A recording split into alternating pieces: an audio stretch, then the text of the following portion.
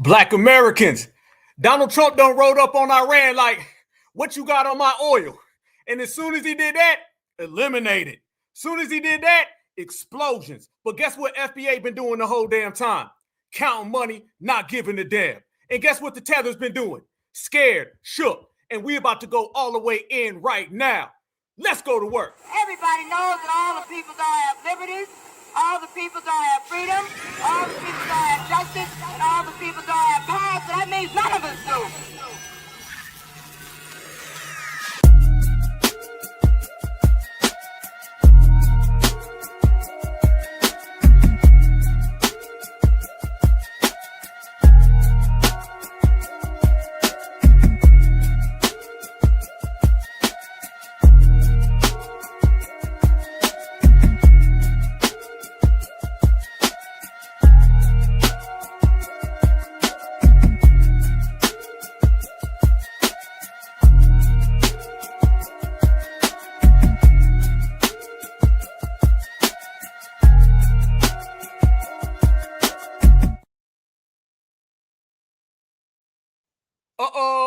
It done got real for them over there, but guess what? It's always been real for us right here. So when they say what you got on my oil, Foundational Black Americans is saying reparations over war.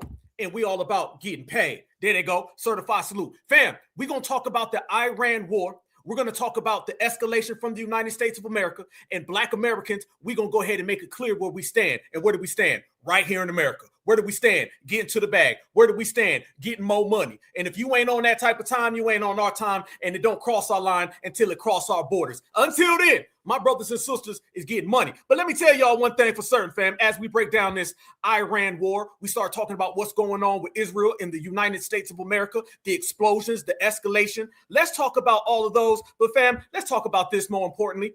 This MF ain't us, okay? We gonna make this clear today, fam. That right there who you see on your damn screen is not us. Mr. Milk Dud Senegalese is not one of these foundational Black American brothers and sisters that we got right here in the chat. Hell to the deal with it.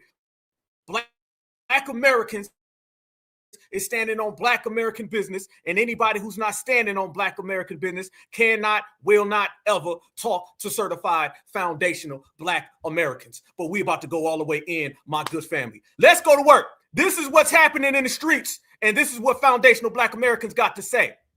The Austin, Texas shooter has officially been identified as 53-year-old immigrant from Senegal, I hope I say this right, Ndiaga Diangue, according to the New York Post. The shooter allegedly had a Quran in his vehicle and was allegedly wearing a shirt that read, "Property of Allah." This is being classified as a terroristic act, this coming right after the death of the supreme leader in Iran that the Islamic world is not very happy about. This is a pro-regime crowd in Iran right now, basically out there shouting that they're going to have revenge on us. The Austin, Texas mass shooter has been identified. His name is Ndiaga Diangue. I don't know if I said his name right, but that's him. Now, what's crazy is his shirt literally says "Property of Allah." Oh my God. And they found a Quran in his car, bro. CIA working overtime. CIA, did y'all do this shit right after you strike Iran? See, they're going to label Iran as these bad guys. I don't like Iran. I agree, they're not the good guys. But again, y'all cannot be doing this shit and get away with it every single time. My goodness, bro. This is what the CIA does every single time. So wait, you guys all saw this news, right? A 53-year-old man from Senegal who became a naturalized U.S. citizen, meaning he was an immigrant, coincidentally, shot and killed 2 people in a bar in Austin, Texas. Yes, the same Texas where anti-Muslim and anti-Arab rhetoric and violence are at an all-time high, with candidates openly spewing this hateful anti-Muslim, anti-Arab violence inciting rhetoric. Stop. Hold up. We about to go there, family. We talking about the Iran war, the Iran conflict, the Iran war fallout, Black Americans, the Black American perspective, how Black Americans is going to respond, foreign policy. And the first thing they do is they start talking about tethers. Because I'm going to be honest with you, family. I believe that this might have, a small play. But I think that's a just straight up tether, y'all. And this is the same people who've been running around talking about unaliving FBA, y'all. These are the same individuals who've been talking down on our lineage for how long, family? We gonna make this crystal clear. This ain't no ultra conspiracy. This is an ultra tether. That's what this is, fam. Somebody said Akon's people. I heard he just got back from Wakanda. He got back from Akon land. It didn't go too good, so he ran this game. Y'all let me know how y'all feel. What's behind this? And then on top of that, family, let's let the whole world know that, again, that ain't us. Never would be, never could be. Proceed. As their main platform for election. But get this, the shooter happened to be wearing a hoodie that said property of Allah and had a shirt underneath the hoodie that the authorities described as pro-Iran, all while wearing camo pants similar to what U.S. military would wear and carrying an assault rifle. But wait, there's more. They happened to find a Quran in his car. Yes, you heard that right. Not the U.S. trying to kill all birds with one stone to justify their stance on immigrants and naturalized citizen deportation and their illegal and unjustifiable war with Iran. No, that's definitely not it. And boy, is the Western news media eating this shit up. Stop. Man, I'm going to be honest with you. I think they trying to conspiracy some tether behavior, fam. How y'all feel about this, brothers and sisters? I think that's just a straight up ultra tether, like somebody said in the chat. That's a straight up tether, y'all. And there's two things. Either way, it go back to tethers. So either it is a lone wolf tether doing lone wolf tether behavior, or it's a tether working for them boys. Now, ain't they been running around here talking about FBA? Y'all's is xenophobic. Y'all's is the CIA. Who got the tether under suspicion right now? They do. This man is from Senegalese, son of tether. He ain't none of us. He'll never be one of us. Therefore, we are separating the two of them, family. I think that's just a straight up tether. Because remember, y'all, that ain't the first time this has happened. We're going to go all the way down the line today, family. We're going to break down everything that's popping in the United States of America and across the world. Fam, let's make this clear. You got a bunch of people with a bunch of different opinions, a bunch of different beliefs, but FBA never changes. And that's one of the things I'm always telling everybody. Iran war, Iran conflict, it don't matter. Black Americans are standing on business. They can drop bombs. They can throw bombs. I don't give that. Fam, they can throw paper airplanes at each other. I don't give a damn. Black Americans are still standing on business. Y'all know how we get down, okay? Because I'm hearing a lot of people out there. Some people are scared. Some people talking about they're going to run and hide. You got the 92%ers out here. You got the tethers. Black Americans, y'all know how we get down. What do we say? You better keep that ish on the other side of the street. Ain't that what we say, fam? Go back to where you from. Go back to your city, your town, your state, your region. What do we say? It's all good until you cross that damn line. Till you mosey on over to FBA area, then it's going to get real. See, we're not the people out there that want something bad to happen because they don't like the president, okay? I'm going to tell you like this. Whose side are Black Americans on? We're on Black American side. What side is that? That's the side of the United States of America. Whatever makes the United States of America do good is good for me. This ain't the old days with the Pan-Africans, all that wishing doom and gloom on America. What the hell you think gonna happen if something bad happens to the United States of America? Are you gonna be good? Is it going to work out for you? How your kids going to go if there's a World War III? All the people out there talking about some, man, dog, did the World War III now. We better be careful because Iran going to come and then China going to get involved. And then you know they got Russia, right? You know those people I'm talking about, fam. Y'all remember, how many of y'all remember the old days where it was always like something bad's going to happen to America? I used to be sitting there like, yeah, that means something bad happened to you. Now we're going to see who's really about that life. Fam, do you hear any of the immigrants putting their hands up and volunteering to go to this war? Do you? What are we always saying, fam? It all come back to the foundation, foundational Black Americans, FBA. It all come back to us. You don't see the people out there protesting against ICE. How come, since you love America so much and you're willing to take up weapons against the government, how come you ain't out there in them streets right now saying, you know what, we'll go out there to Iran? We're going to see who the real movers and shakers are. We're going to see who's really about that life. We're going to see who really give a damn about America. And I bet you it's always FBA because we always right. Let me show you further, fam. This man is nothing more than a tether. He ain't no damn Black American at all. And we delineated at the perfect time. Watch this. The mass shooter. And now we have a picture And this is what we're finding out per multiple federal law enforcement sources to our own Bill Malhusian. The Austin mass shooter is a 53-year-old naturalized U.S. citizen who was born in Senegal and was living in Pflugerville, Texas. Material recovered from his person and inside the vehicle give possible indications of a nexus to terrorism, as the FBI announced earlier today. And remember what we said he had in his possession and was also wearing. No, remember what we said. Delineation. Remember that. If we're going to remember something, we're going to remember that Black Americans are delineating, fam. We delineated at the perfect time. Now we're about to see what's going on in the United States of America and who really about that life. All the tethers out there. I don't see y'all talking about your tether brethren right here. No. I don't see you talking about all your tether friends, tether buddies, tether allies. Hold your own tether nuts, because nothing shows somebody's true patriotism to this country like war. Let's go. The shooter was wearing clothing that said Allah on it. His sweater said property of Allah.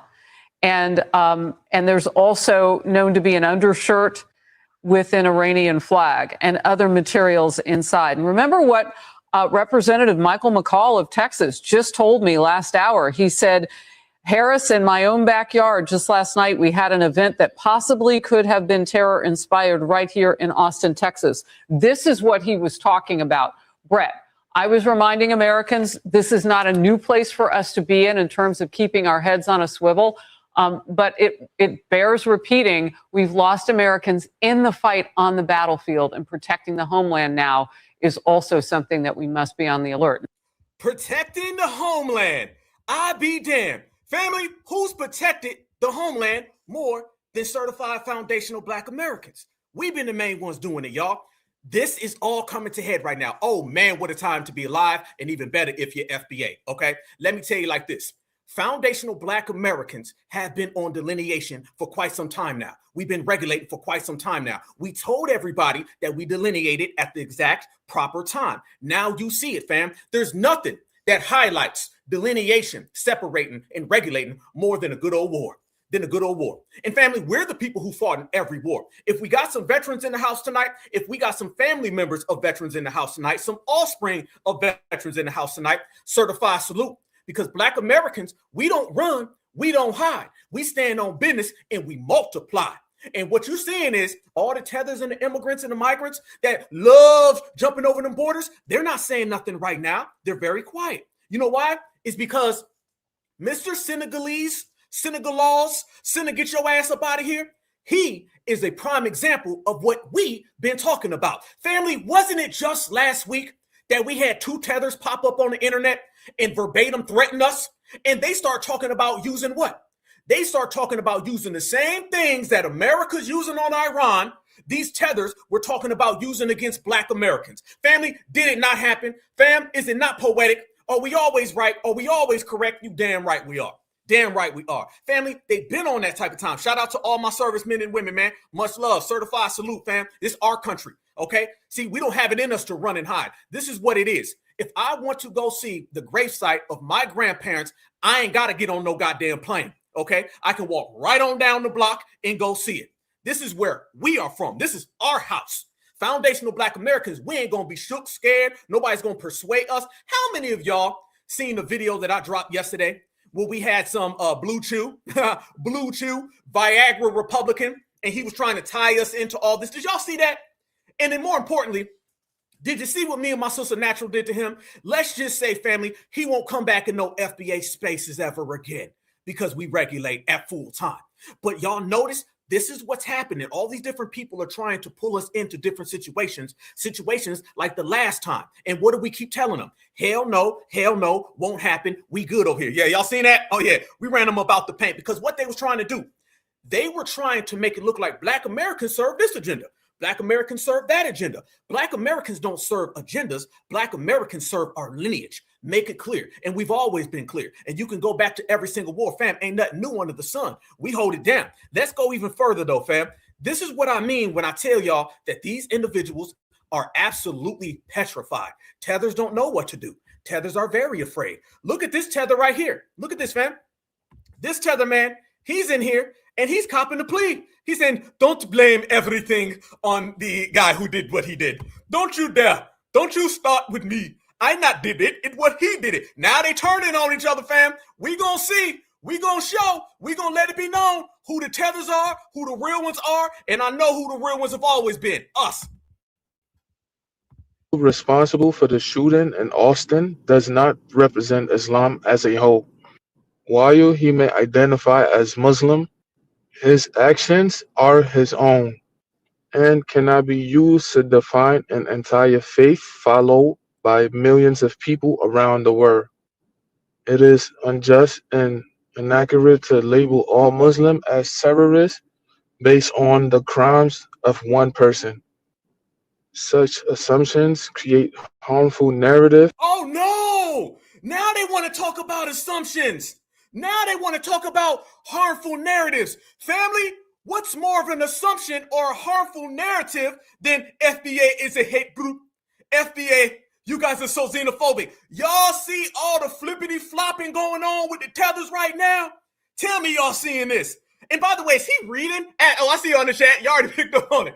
He reading, ain't he? You said that we are not all bad, but if you do what I said, did, won't, will, man, you got a script. You ain't winning nobody over, Mutombo. Just come out and say it. You're afraid because now everybody's starting to look at all these foreigners who done came into America. FBA's right again. We told the United States of America, you can't have open borders and a war on terror. Because guess what? The terrorists are going to come across the borders. And guess the first place that they show up in? Our communities. FBA was right then, FBA's right now, and FBA's completely right when we say that this is a petrified tether, and we calling them out. Now they want to come to the table. That divide communities and spread misinformation. At the same time, the perpetrator must be held fully accountable for his actions. The perpetrator gone. What he talking about? Damn, you know he reading the have to knew what was when do. Nah, bruh, that ain't what it is. My sincere condolences go out to the victims and their families. They did not deserve this tragedy. Their suffering should never be overshadowed by attempts to push misleading stereotypes about an entire religion.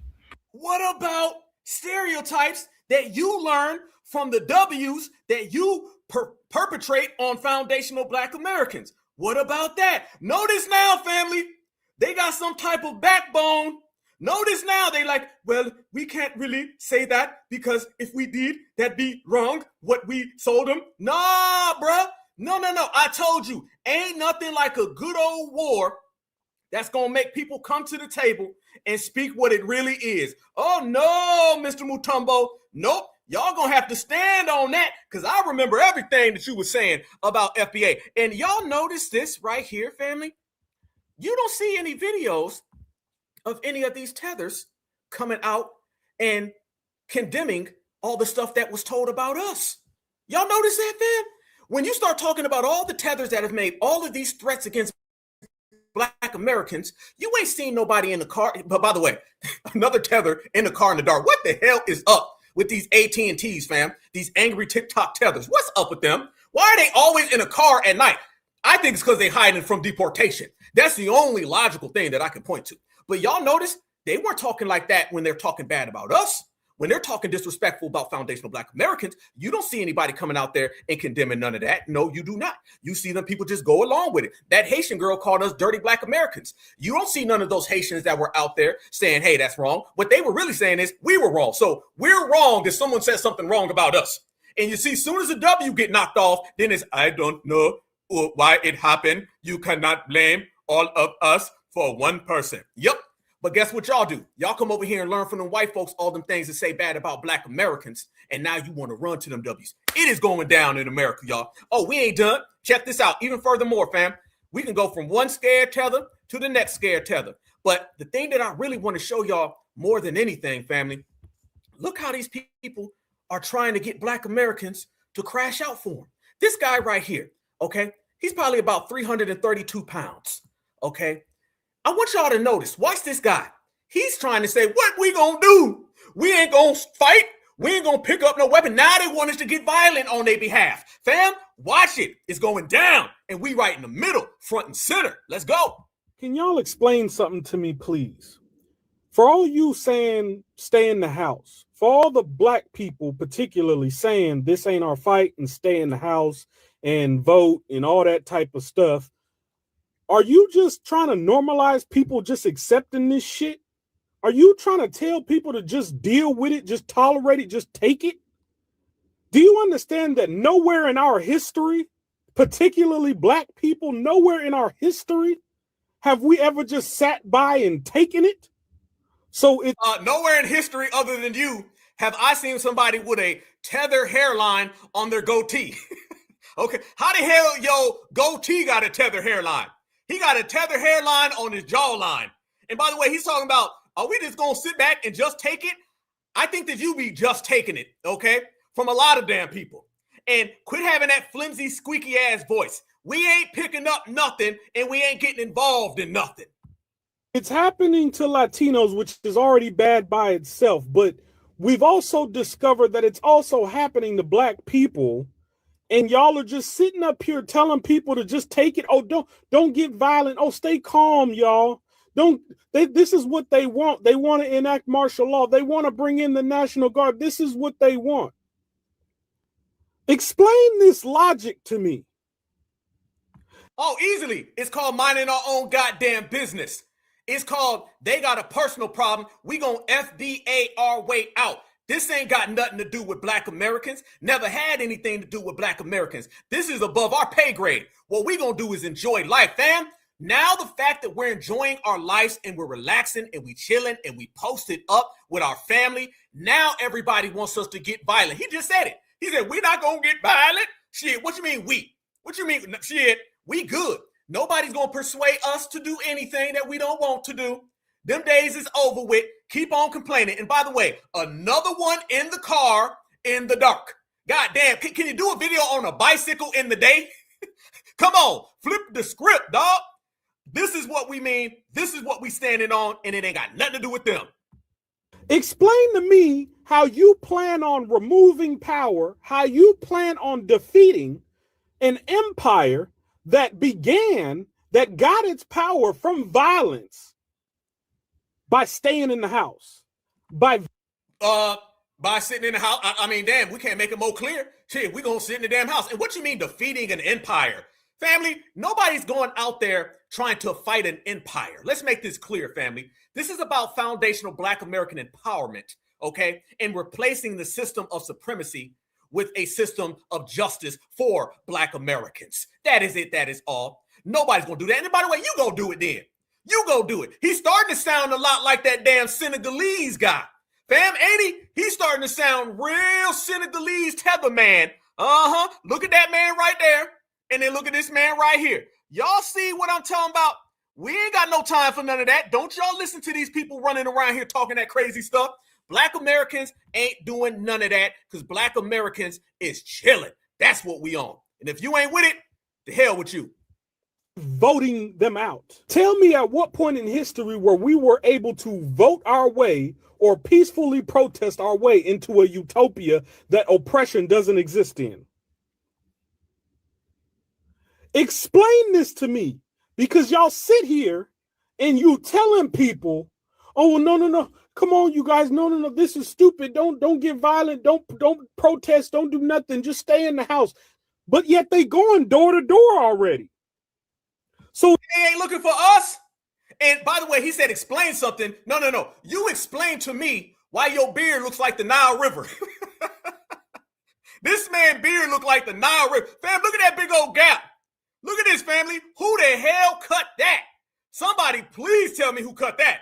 How the hell you got the Nile River on your face and you trying to tell us we y'all's gonna get violent? And by the way, if you're talking violence, you might need to get a little more bass in your voice. This man got the squeakiest damn flimsy voice I ever heard. Okay, somebody got violent with them damn clippers and clip your goddamn beard up, and that's why your jawline got a tethered hairline and you out of time. This is what we talking about when we talking about these people. FBA good. We super good. And again, like everything, They don't like the fact that they are not getting the participation that they want from FBA. We are straight over here. We're better than straight. We know what's going on in the world today. We understand what's going on in the world today, but we're looking at the inconsistencies by everybody. All these people talking about America. You want to come to America and live in America, but you don't want to fight and defend America? Family, how come all the tethers ain't out there talking about picking up arms to go against these foreign governments? Notice this, family. All the tethers and the migrants and the immigrants, I'm hearing more about them picking up arms and being violent against our government and not against foreign enemy governments. Y'all noticing this, fam? That right there is treason. But that's what happens when you open the borders and you allow a bunch of who the hell are these people in. And family, speaking of who the hell are these people, y'all been seeing all this talk about these sleeper cells that is going on right now? Y'all been seeing all of that? How many of you guys been seeing all of this information popping off with the sleeper cells? You do not have a open border where you bring in, I'm hearing around 30 million people in 4 years. You don't have that at the same exact time. You have a war on terror. What's the worst thing you could ever do at your own house? You go to bed tonight and you just leave your door not unlocked, leave your door open. Well, that's what America's been doing under the Biden administration, the Kamala Harris administration. And by the way, could y'all imagine if she was president right now? Don't let these people run around here talking about something. Thank you, Donald Trump. You sending us to war. Family, let me tell you something. What's going on in Iran with Israel, that's going to happen regardless. Because remember, y'all, they may not agree on education. They may not agree on economics. They may not agree on infrastructure. The policy that never goes away with the United States government is their allyship with Israel, and particular against Iran. This is bigger than one administration. This has been going on for a long time. And while that's been going on, they've been letting a lot of people come into this country. We don't know who the hell's in the United States of America. And by the way, shout out to all of us. And I'm talking about everybody right now on this channel. We were the main ones telling everybody, telling the world that we are calling out these sleeper cells before they pop off. And damn it, y'all, everybody's talking about them. Let's go straight to the streets, fam. Y'all look at this right here. Now you're starting to see everyone talk about be cautious, because I believe that this individual right here allegedly is a part of a sleeper cell. I believe that was activated, and I believe it happened simultaneously with everything that we see going on across the globe. Watch this, family. Let's get busy. Sleeper cells are designed to stay invisible. They don't look like threats. They look like us. That's what makes them dangerous. And that's why awareness matters. You don't need to live in fear. You need to pay attention. The smallest detail, a pattern, a shift, a message can stop something before it starts in a world of hidden threats. Your awareness is more powerful than you think. Stay alert. Stay calm, because when you see something and say something, you don't just protect yourself, you protect everyone around you. They don't come in screaming and waving flags. They don't kick your door down. They mow lawns. They coach soccer. Maybe they even sit 3 rows behind you at church. Sleeper cells don't look like enemies. That's the point. When nations strike overseas, retaliation doesn't always launch from across the ocean. Modern asymmetric warfare has always relied on embedded networks. Iran's IRGC has used proxies for decades. Hezbollah has operated globally. That's not conspiracy, that's documented history. And over the years, we've allowed millions of people into the country, unvetted. Sleeper assets don't activate during calm. They activate during escalation. When tensions spike, intelligence agencies don't just watch borders. They shift focus inward. Infrastructure, soft targets, crowded events. Boy, he going full doomsday, ain't he? They don't just happen to us. They happen to everyone. Somebody said tether cells. I like that. I like that, family. Super. What is that? Sleeper cells, tethers? I see y'all. Boy, y'all crazy. Yeah, look at this dude. This dude in here deep, ain't he? When they come for all. They don't just talk. They walk. They don't just breathe. They leave. They swing. Fam, it's getting real. Transportation hubs, power grids. Because if retaliation happens, it won't look like an invasion. It'll look like disruption, chaos, fear. Attacks designed to shake public confidence. Here's the uncomfortable truth. People capable of that don't look like movie villains. They blend in. They build normal lives, and they wait. So what do? You raise your awareness level. Sleeper cells.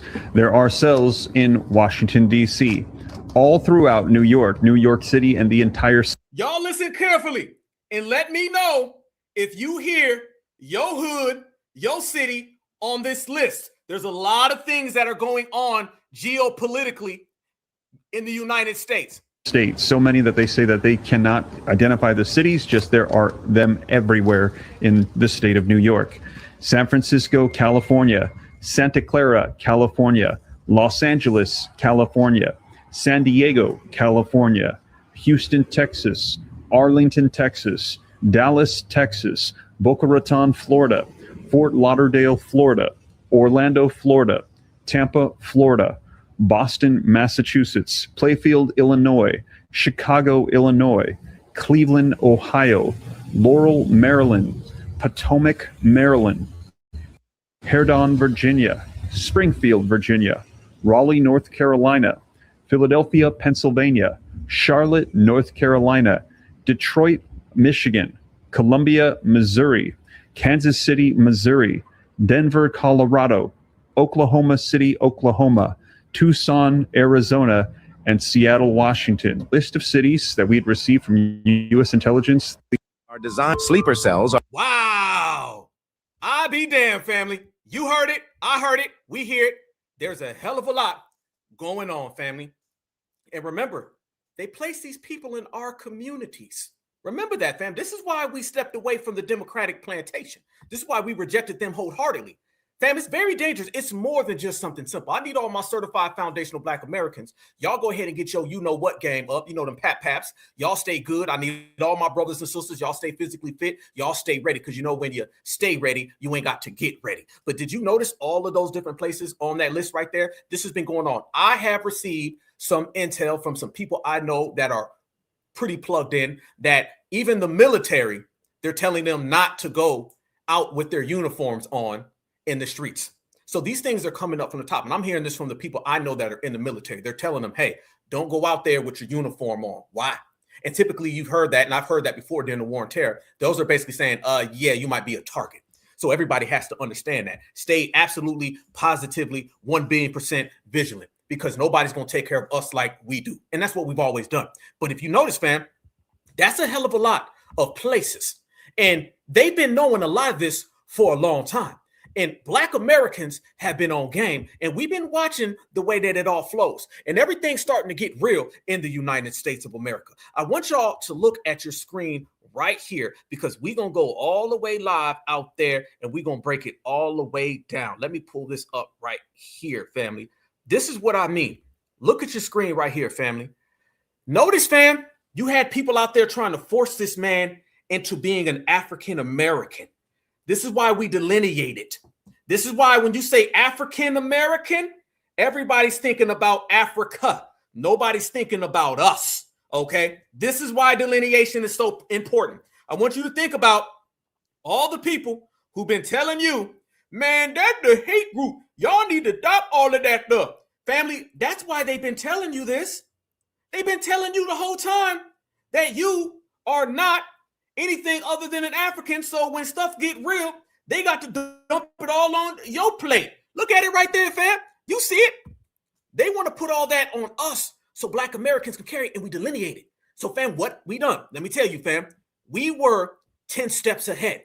Think about that, fam. Black Americans, through delineation and regulating, we are 10 steps ahead. Back in the old days, fam, they would be trying to connect that. How many of you guys remember during the 9/11 era, where they made basically being a Muslim synonymous with being a Black person? You guys remember that?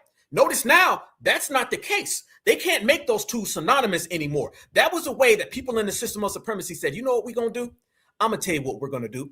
We're going to go ahead and try to connect the two. So if we go after them, we can get Black people as some type of collateral. FBA delineated, so they can't do that no more. Those people who are old enough to remember, go back to that time frame, fam, where they were trying to make it look like it was synonymous, fam. They were trying to take the Myron Gaines of the world, okay? And they were trying to make Myron Gaines like he was us. Now, that's laughable. Nobody's going to rock with that. That's the beautiful part about who we are today. We were 10 steps ahead with delineation.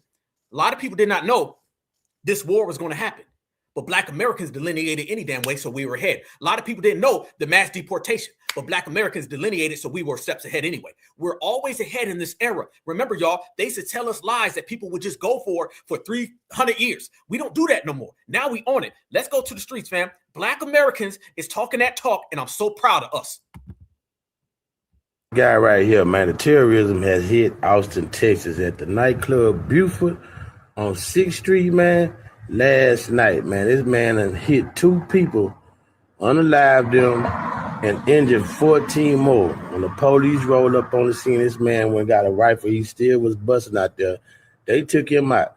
But that sweater he got on says property of Allah. These people are mad because Trump done took out that prime minister. Matter of fact, they took out 40 top generals. They've been looking at this man for a long time. When they had that meeting, they blew them all to smithereens. 40 generals and commanders, they gone. So these people is finna retaliate, man. Y'all gotta watch yourself out in these places with a whole lot of people, man, because these people are mad, bro.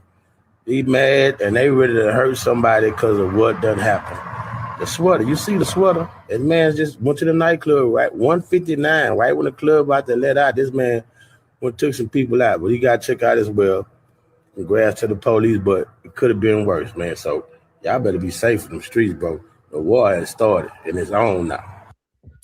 See, this is why we are delineating as FBA, because not only we want our accomplishments recognized by us foundational Black Americans or foundational Indigenous Americans, we also need to be disassociated with other people who come into this country bringing their own violence. Yes, we have our own problems, but we don't need to pile it on.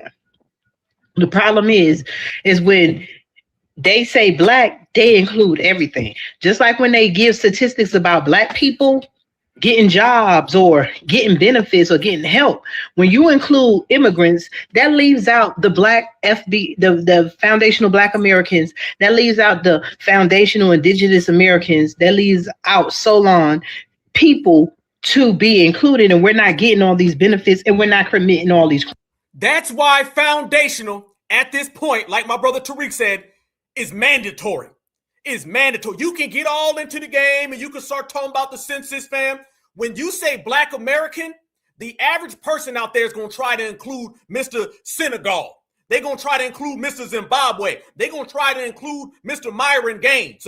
We may know what it is, but in the terms of propaganda, they're going to try to spin it. Now, when you put FBA on it with the foundational, that clearly separates us from Mr. Senegal, the tetherist. Remember, y'all, that's what happens when you get a tether and a terrorist. They're a tetherist. FBA separates us from them individuals, fam. Crimes. Delineation is a must. I'm just sorry. It is. See, this is why we are delineating as FBA. Texas shooter. Now, people are saying this is a sleepers that got activated. It happened at Buford's bar, right? And he hit 17 people, bro. 3 people checked, and it was like 3 people that was in critical condition going to the hospital. So when the officers arrived, like the man, like he didn't even try to run or nothing. This would make people think like this is some type of, activation. Here are some of the states that they say we have to stay away from and stay out of or be on point for in mass when it comes to these sleeper cells. You feel me? Now, this is not for a fact. This is all like conspiracy talk. This is all for entertainment. It's not even entertainment purposes, but this is all in theory. This is gonna keep hiking up. Especially just think about the tension of how they have everything. So this is why people are saying stock up on ammunition. And stock up on being certified and get some brothers and sisters who gonna ride with you. There they go. So family, so many moving parts going on in the United States of America. And you guys know, right here on the Black Alpha Network, certified salute to the fam. Y'all know that we have been keeping everybody on the front line about all these things geopolitically. What do we know right now that's going on with the Iran-Israel-America conflict? It's a war. There's no way around it, fam. This is a straight up war right now. And I'm going to show you guys the perimeters and where foundational Black Americans fit into all of this. Let's go down the line. What do we know for certain? You seen out of nowhere, they started bombing them a few months ago, right? Everybody thought, oh, that's it. That's all right. It's over with. No. Following up, fam, just over the weekend, you started to see them massively do it. When you take out the Ayatollah, it's on. And family, when they replaced the old Ayatollah with a new Ayatollah, they took him out, as well as the old president of Iran, which is Ahmadinejad. Ahmadinejad, they took his ass out. They have taken out basically all of their main figures and everybody that's at play in Iran. Oh, it's a war. And it's a matter of this, family. Is this going to be a war where there's casualties back and forth? Is this going to be a blitz? Or is this going to escalate to the point where all of these other people get involved? Now you actively see Iran responding. But here's the problem. Iran can't go head to head with the United States of America. They've got what they've got, but Iran is completely tied up. Iran is completely surrounded. This is a situation that is going to bring all the main players on the front stage, and all the little tethers out there, you know, like the ones in Africa. This is going to have a play in Africa as well. And I'm going to tell you right now what that is. You already seen that America completely annexed and canceled al-Assad in Syria. Al-Assad in Syria, he was the main player and the main ally with Iran. Also, he was a wedge between Iran and Russia. They took him out. Matter of fact, Al-Assad and his wife jumped on a plane and flew to go seek refuge all the way out in Russia, right? Then after that, family, America started to say, okay, we got that. Let's go over to Iran now. Russia has to get involved in this one way or another. Before, when it came to Syria, they was like, all right, we can play the game a little bit. But think about this. If you are Russia and you have a conflict with America, they took out your main plug, okay, for my street folks. They done took out your plug, al-Assad in Syria.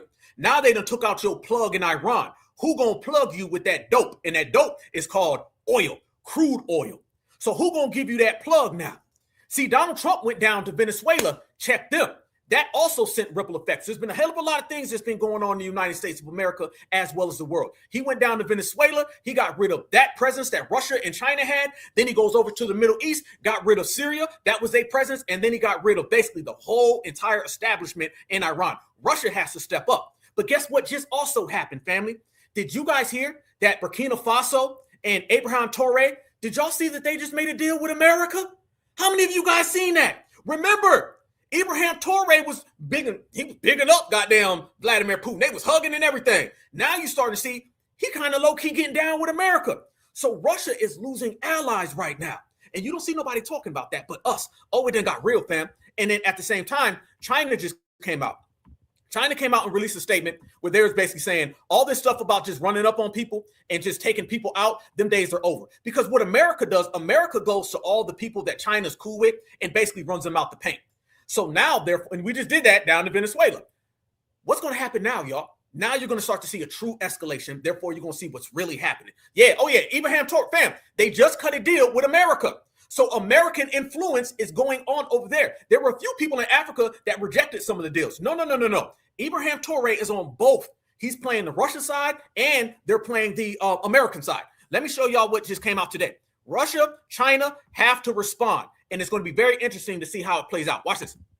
The world order is shifting, and it would behoove all of us to be aware of that.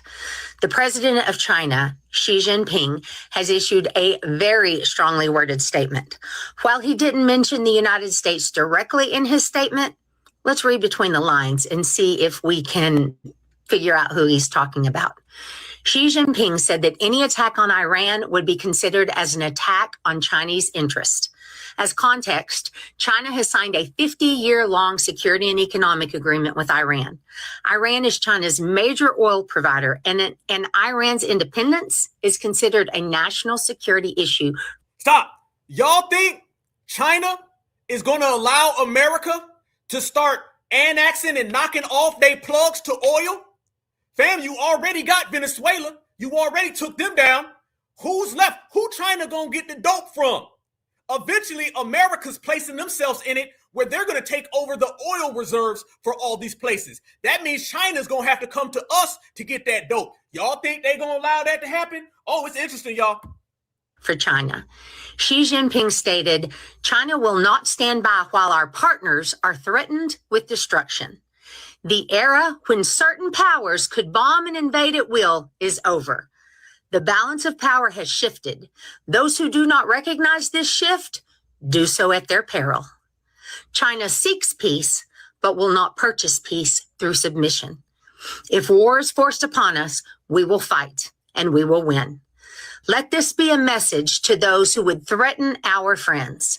An attack on Iran is an attack on the international order that China will defend. Consider your actions carefully. The consequences of miscalculation will be beyond imagining. That was the statement from the president of China. Who do you think he's talking about? Let's just hope Taco's out again. Go love your neighbor. The world order is shifting. D-Zam. Oh, that's real. Oh, that's real, family. Oh, it's a real deal out here in these streets today in the world. Yeah, get your popcorn, right? Trump is basically going around and he's seeing all the different individuals that been on some stuff. And he's just saying, wait, we're going to take out your leader. And then once we do it, y'all got to come for us. It is monumental. I would go as far to say is that unaliving the Ayatollah of Iran is one of the top 3 biggest things you can do on the planet Earth in terms of war, straight up and down. And you got to understand that America has always been in cahoots with the Sunnis in the Islamic world. Saudi Arabia, okay? That's one of their main players. Saudi Arabia and Iran have always been rivals. So now America's out there and Saudi Arabia is coming out and they're making some of the same statements. Iran has been in this situation for the longest. Anybody who understands the geopolitical world, in particular the Middle East, they've always known that this day was coming. Didn't think it was going to come right now. Didn't know it was going to pop off so fast. So when you start talking about China and then also Russia, they're looking at a situation where they're going to have to respond. Somebody just came up and snatched your plug. So what are you going to do about it? That's what everybody really wants to know. And the world is waiting to see what happens and to kind of find out what's the next move, what goes on. And family, let me show y'all some of the things that are going on right now over there in the Middle East, family. It's getting real. Conflict is spiraling and spreading to Iraq, Lebanon, and as Gulf countries threaten to join this growing war.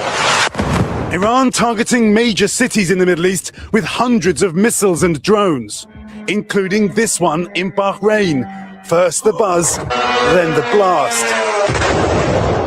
Dubai's iconic hotels hit, many Iranian munitions still being shot down today. Here, a burst of smoke beside the world's tallest building, and the moment of impact at another hotel. And I just heard this really loud bang. Alex Bouquet, who runs an American firm, fled to an Airbnb in the desert. We grabbed our passports as well, and we just started driving off. This was Dubai Airport over the weekend and nearby Abu Dhabi. Thankfully, passengers have been evacuated. Thousands of flights cancelled in a region that is a critical hub for the world's commercial airlines. Sarah Metty from Tennessee is in Dubai for her 20th wedding anniversary. She found herself filming munitions exploding outside their hotel.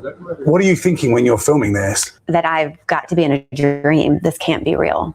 I never in a million years thought this would happen. They've been urged to stay inside.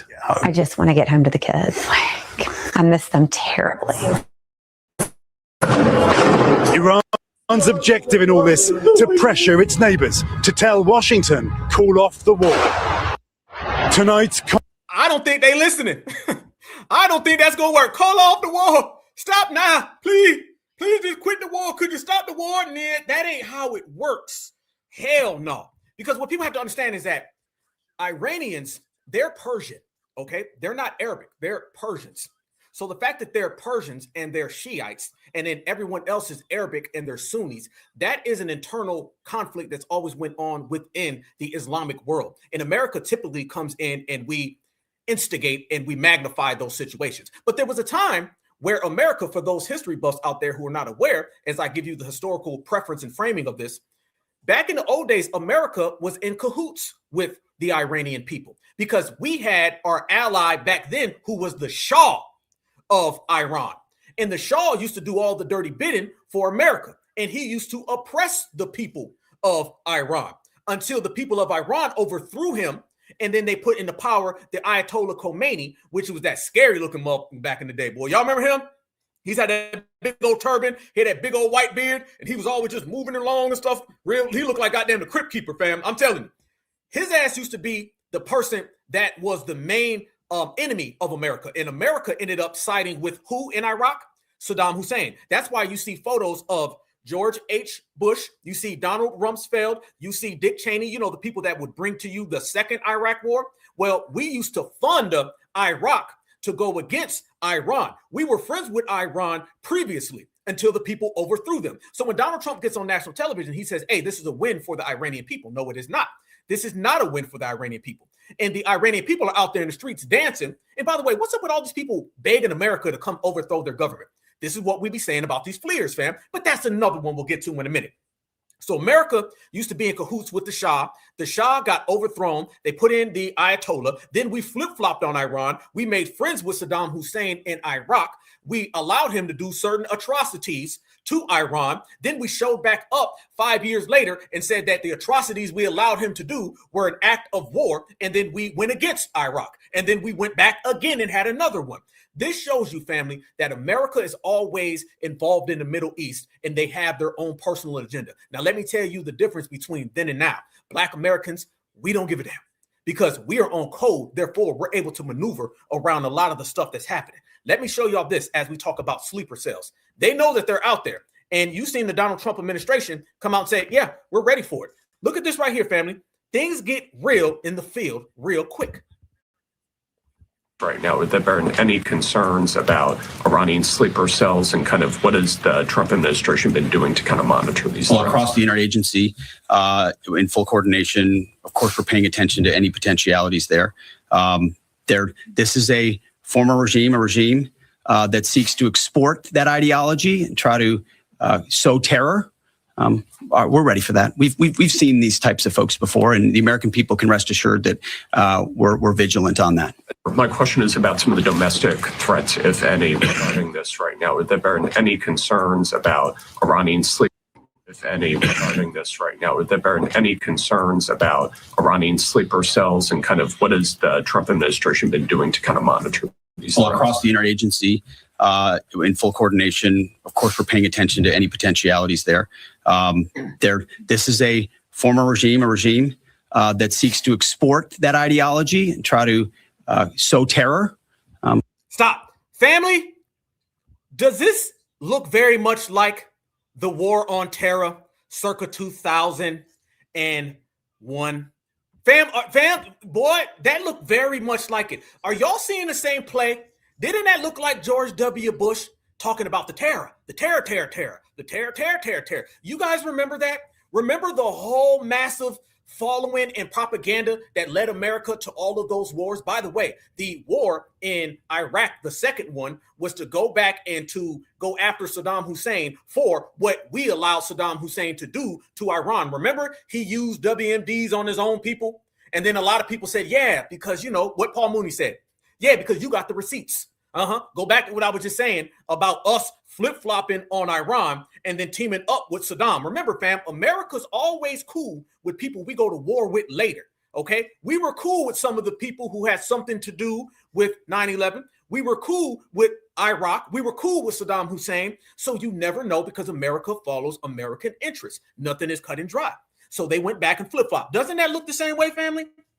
That looks just like it. They're talking about terror. Anytime they start hitting you with all of that, family, you know there's something up their sleeve. Very, very much so. And something that's been going on that we called right here on the Black Alpha Network. And I'm telling you right now, when I say that I am the only person who spoke about this, I'm the only person who spoke about this. And a lot of my day ones remember this. How many of you guys remember this story right here? Do you guys remember this right here? How many of you guys remember this? Do you remember I showed this on the broadcast 2 years ago? Then I showed it again on the broadcast this summer. You guys remember this guy? You guys remember him? The guy that was at the border and he was saying, you don't know who I am, but soon you will know who I am. How many of y'all remember this, my brothers and sisters? And we predicted this and we called it out not that long ago. Oh yeah, we real, boy, let me tell you something. Black Alpha, we do a lot of things. We're going to be turned up. We're going to roast. I'm going to go 100 miles an hour.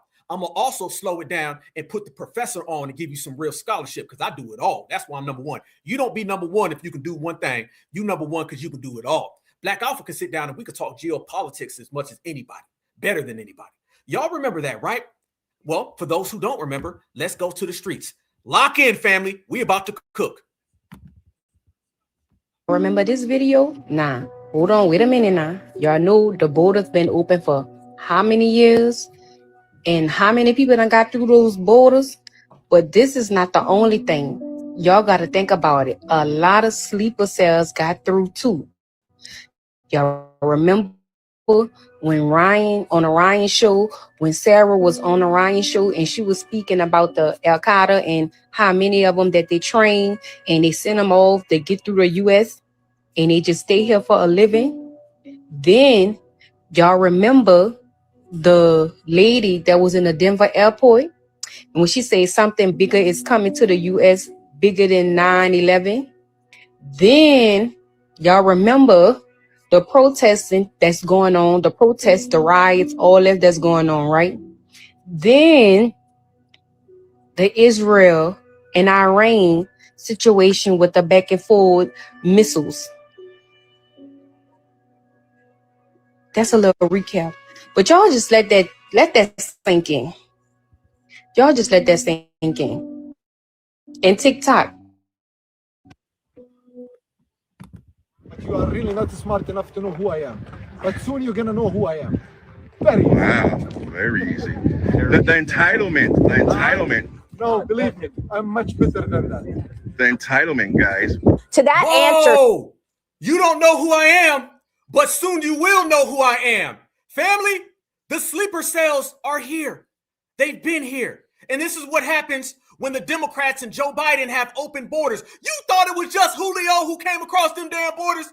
You thought it was just Ramiro Gonzalez who came across them borders? Hell no. Mr. Muhammad did as well. Not smart enough to know who I am. But soon you're gonna know who I am. Very easy. Wow, very easy. The entitlement. No, believe me, I'm much better than that. The entitlement, guys. To that answer, soon you will know who I am. So I'm so happy that a video surfaced because there's an argument that we've made at the United States Supreme Court because we have one or two cases in the Supreme Court as we speak right now against the Biden administration about illegal immigration. And as the court weighs and considers our defense against the Biden lawsuit, they have to consider whether or not there is an invasion going on. I have asserted in court that there is an invasion going on in the United States of America, and that videotape typifies why there is such an invasion. That is a threat to the United States of America, what he said, but it's not a one-off threat. We see things like that happen every single day. So, Maria, my hope is that the United States Supreme Court and courts across the country, they see exactly what's happening on our border. It's not what happened under Bush or under Trump or under Obama. This is something completely different that has never happened before in the history of the country. This is an invasion by people we don't know who they are, where they're coming from, or the danger they may pose. And so it's right for Texas to have taken the steps that we have taken to crack down on the illegal crossings, to declare it an invasion and use every tool we can to do the job that Biden is not doing, and that's to try to deny illegal entry into our country. You are really not. Damn. So you mean to tell me when we were standing here and we was telling everybody that Black Americans are calling out all these illegals and they told us we were xenophobic? Fam, there's consequences to not listening to certified foundational Black Americans. See, you got to understand, y'all, we built this country. We are this country. Nobody's more American than we are. So when we say something is happening, trust me, it's happening. When Black Americans tell you something's going on, something's going on. Let me tell y'all, fam, we so damn thorough with what we call out. If I told you right now that your mama was coming to the door, get your ass up and go answer it. She'll be here in 10 minutes. That's how real it is with FBA. So when we told everybody who the hell are these folks, boom, fam, and that's the truth. Who the hell were these people? Who? And everybody knew it, but every time we talked, nobody listened. Black Americans have always been correct with everything that we've ever said and done. And let me tell y'all some of the strange things and occurrences that started to pop off immediately after. Do you guys know they went on this whole campaign of telling Black Americans, oh, no, that wasn't him. Y'all look at your screen again. Look at your screen. Family, is that the guy at the border? Was that him? Was that Mr. You don't know who I am? Soon you will know who I am. You think you know, but you do not know. But you will know when I tell you so.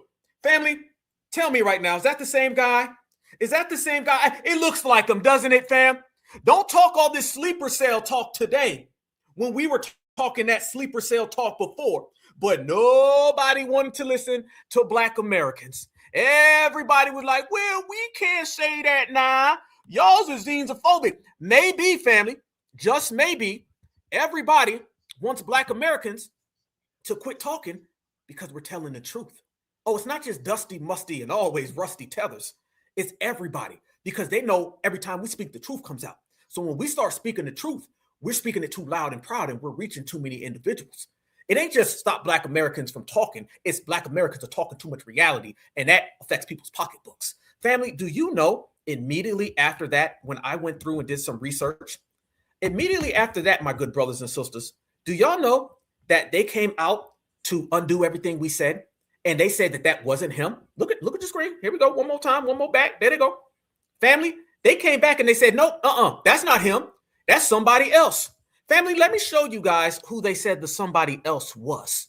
Y'all look at your screen again, and we cooking. Everybody smash the like button. Watch this, y'all. For the southern border. But you are really not smart enough to know who I am. But soon you're gonna know who I am. Very. The guy on the video is this guy. No, I'm not even going to try to say his name because I know I'm going to butcher it. But just know that he is a convicted terrorist. But the man shown in the video is Enzamado, who was convicted in 2011 on criminal charges, including attempting a coup and preparation of terrorism. Samadov confirmed in an interview with Radio Liberty that he is not the man in the... Stop! Stop! Look at this right here, family. They're trying to tell us that the man you see at the bottom of your screen, right there, they're trying to tell us the man that you see at the bottom of your screen is that guy right there. But now they're saying, nope, really, it's this guy. Look at this, fam. This is who they say. Is that the same guy? Fam, that right there looks a hell of a lot like the guy at the border. But they're trying to tell us that this guy right here is really the guy, and he was at home the whole time. They're saying it couldn't have been him. They're saying, nope, it wasn't him. It's somebody else. Let's go. Samadov confirmed in an interview with Radio Liberty that he is not the man in the post. He said he is banned from leaving Azerbaijan after his release from prison a year ago. The footage originated from an X account that calls itself a news outlet. The original post never mentions that the man is Samadov. The Terrorism Research and Analysis Consortium that tracks terrorist groups also said Samadov was wrongly identified as a man crossing the border illegally. We were not able to find the identity of the man on the video or his country of origin, but a spokesperson from the Department of Homeland Security told us that he is in U.S. custody. We rate the claim that a video shows Samadov coming through the U.S. southern border false. See a video which... False? Wait a minute. So family, they're trying to tell us that the man that you see, that she's telling you, is this Madal Solovin or whatever. They're trying to tell us that that guy right there is not that guy right there, is not that guy right there. They're trying to tell us that this guy right here is really this guy right here. In what effing world, family? In what world? And by the way, why is this Ukrainian sounding lady doing the report on this? What she got to do with this? This is not them. This is not those words, but that. Family, that guy right there and that guy right there are not the same guys. Fam, he doesn't even have that little mole or whatever on his left cheek. That is a W right there. And by the way, they said they did a damn interview with him. So they're just interviewing these people now? Is that what they're doing? They just having an interview. Well, let's talk to him. See what he wants to say now. We'll see what he says. Let's figure it out. That guy right there and that guy right there are not the same people. But that guy right there is the same exact person. And family, let me tell you where it gets even more crazy. When all of that ended up happening and all of those came out and they ran to the internet. They're like, no, that's not him. That's not him. And it's clear as day that the one guy is of Arabic, Persian descent. And the guy that they're trying to tell us, this is a straight up W right here. And he said, it's not me. I can't leave the country. So you interviewed him. But fam, let me tell you where it gets even crazier. This guy right here, he comes from a particular country right there. I'm not even going to try to pronounce it. Azakastani. And family, look right above. Look where that country is located, and it's north of Iran. Yes, family. Yes. So the same guy at the border telling everybody, you don't know who I am, but soon you will know who I am, that a lot of us feel is a potential suspected sleeper cell. Come to find out, he is from a country that sits directly north of Iran. The same Iran that America is out there bombing as we speak, family. Oh, yeah. When it gets real, and we get real right along with it. Family, that right there shows all signs of a sleeper cell. And that directly indicts the Biden-Harris administration, in which we've been on record saying will go down as perhaps maybe one of the top 2 or 3 worst administrations of all time. You open the borders and you allow millions of people to come in here. And when Americans said that's wrong, you pointed the finger at us like we're bad. You called us every name in the book simply because we don't want 30 million strangers to come to our country in 4 years. Are you kidding me? And now everybody's out there in the streets trying to get Black Americans to fight for what? Remember this, y'all. You go out there and you fight against ICE. You're not just fighting against ICE, the agency. You're also fighting for the right for people like this guy to come in there. What you mean you don't know who I am, but soon you will know? What you mean I'm much bigger than that and you gonna find out? Family, that tells you everything that you already were suspecting. And there's another thing that we've been expecting. This is what I tell you about Burkina Faso accepts Trump's controversial funding deal. Watch this. Faso has become the latest African country to sign Donald Trump's controversial health funding deal. This development has sparked curiosity, not just because of widespread concern about such deals, but also given that Burkina Faso, under President Ibrahim Traore, has been one of the African countries turning their backs on Western powers in recent years. Under the deal, the US will provide $147 million, while Burkina Faso will contribute $107 million over the next 5 years. Such US funding under Trump's America First global health strategy is reportedly linked to granting Washington access to mineral resources and harvesting personal health data. Stop! Granting America access to resources and minerals? Oh man, how many of you guys remember? Just 6 months ago, they were telling Black Americans that we need to get on board with Ibrahim Traore. They were telling us that we need to go over there and put all of our reparations on hold, all of our anti-Black American hate crime protections on hold, and we need to go fight for him. Y'all remember that? Family, it's funny how the world turns, ain't it? Listen, to go and give America resources, you're letting the colonizer in. Strategy is reportedly linked to granting Washington access to mineral resources and harvesting linked to granting Washington access to mineral resources and harvesting personal health data of Africans. It's not immediately clear whether... What? In giving America access to data for Africans? What the hell would you agree to that for? What, fam? Somebody in the chat, let me know. I need to know what's going on, fam. What's popping? Even I'm sitting here wondering. I got to go to the family. I got to go to all my certified brothers and sisters, my cousins, my aunts, and my uncles. Fam, why in the hell did you just hear this person say that he's helping America get some of them African minerals and resources, and he's giving them access and data to their health records in Africa? 2030 called. There's about to be some type of major you-know-what that's affecting Africa. To mineral resources and harvesting personal health data of Africans. It's not... I don't like that word harvesting. Fam, I don't like harvesting. No, bruh. Harvesting? No. So, fam, Remix at the door. The vampires is knocking and the Africans done let them in. Publicly commented on the deal. Some analysts say the agreement could be a result of recent diplomatic overtures by the Trump administration engaging with countries in the Sahel, in sharp contrast to the approach of the previous U.S. administration. Burkina Faso is one of Africa's top gold producers, in addition to other mineral resources like copper, diamond, and bauxite. Since coming to power in 2022, Traore has vowed to protect his country's resources from unfair exploitation by foreign powers. Meanwhile, the Democratic Republic of Congo, another resource-rich country, has also signed the Trump health deal worth $1. Damn! Another person that signed the deal. They just signed it all the deals here. Right here. Name right there, dotted line, first, middle, last, Mr. Mutombo Jr. Here you go, Trump. They just signed the deals over there. I thought they told us that we need to go over to Africa and be Africans. I thought they told us that we need to team up with them. I thought they said that we need to drop being Americans and get on the first thing smoking because Africa is the future.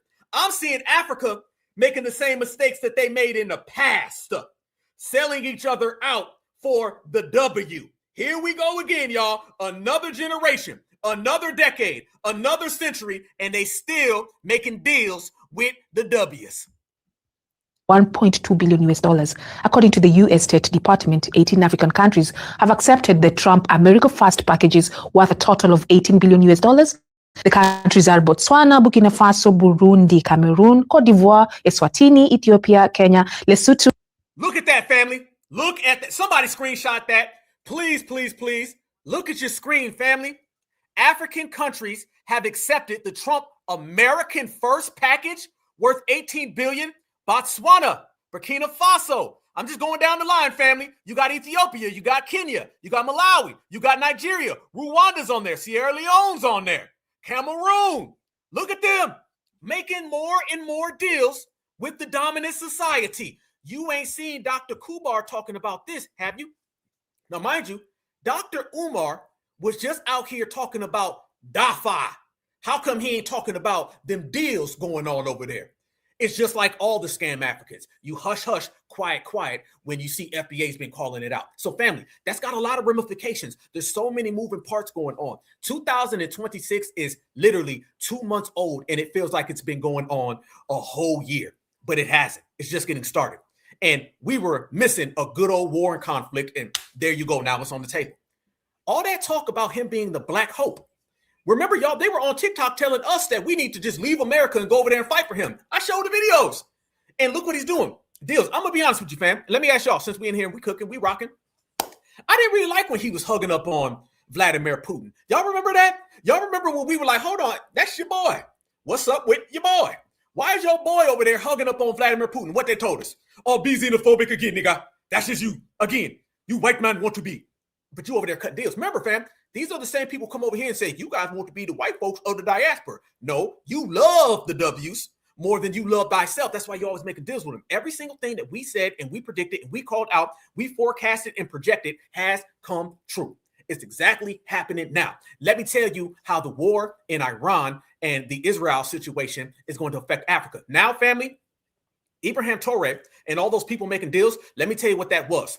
That was them saying when things pop off with China and Russia and America, we on America's side. Whenever somebody's making a deal with America, no matter what they call it, that's basically saying if things get popping and them things get to flying in the sky, we on your side. I've said it and I'll say it again.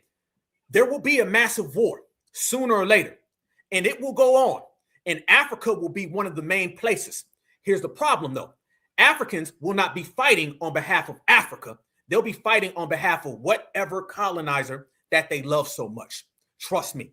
Basically, what I'm trying to tell you is it's like somebody having a war in your house and you're involved in the war, but you're not fighting on behalf of your house. You're fighting on behalf of the person who's trying to take your house.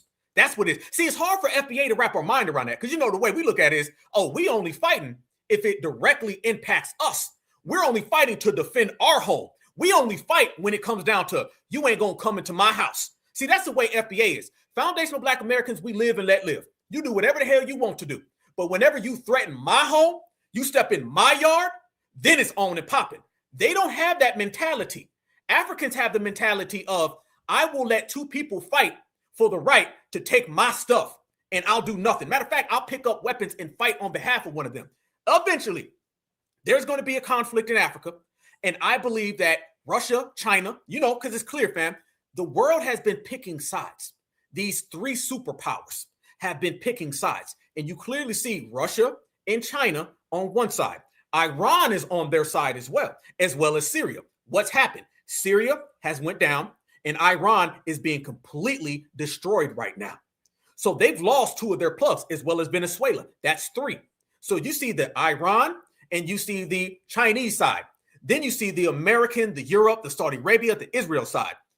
And Africa is making deals with both of them. But guess what, y'all? Africans ain't doing none of this for Africa. Africans aren't out here. Why aren't you a world power?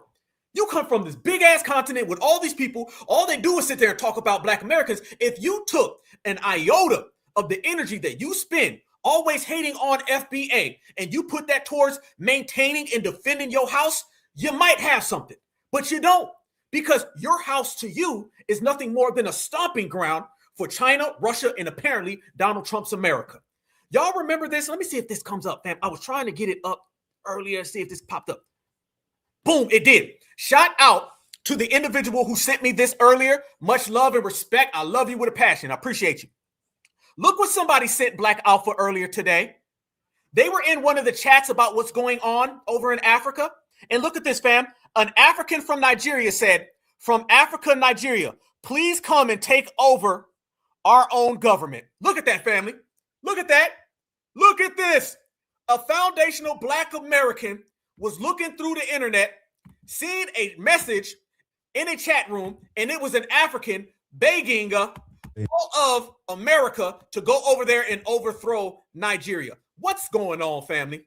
What's happening? You're begging. How you begging the W to come over there and take your stuff? Come on, man. Let's keep it a buck. Let's be real, fam. I want everybody to know this. The reason why they always want to Africanize Black Americans, because they want to attach us to a sinking ship of people who are failing. FBA is on fire. FBA is hot. FBA is running the game.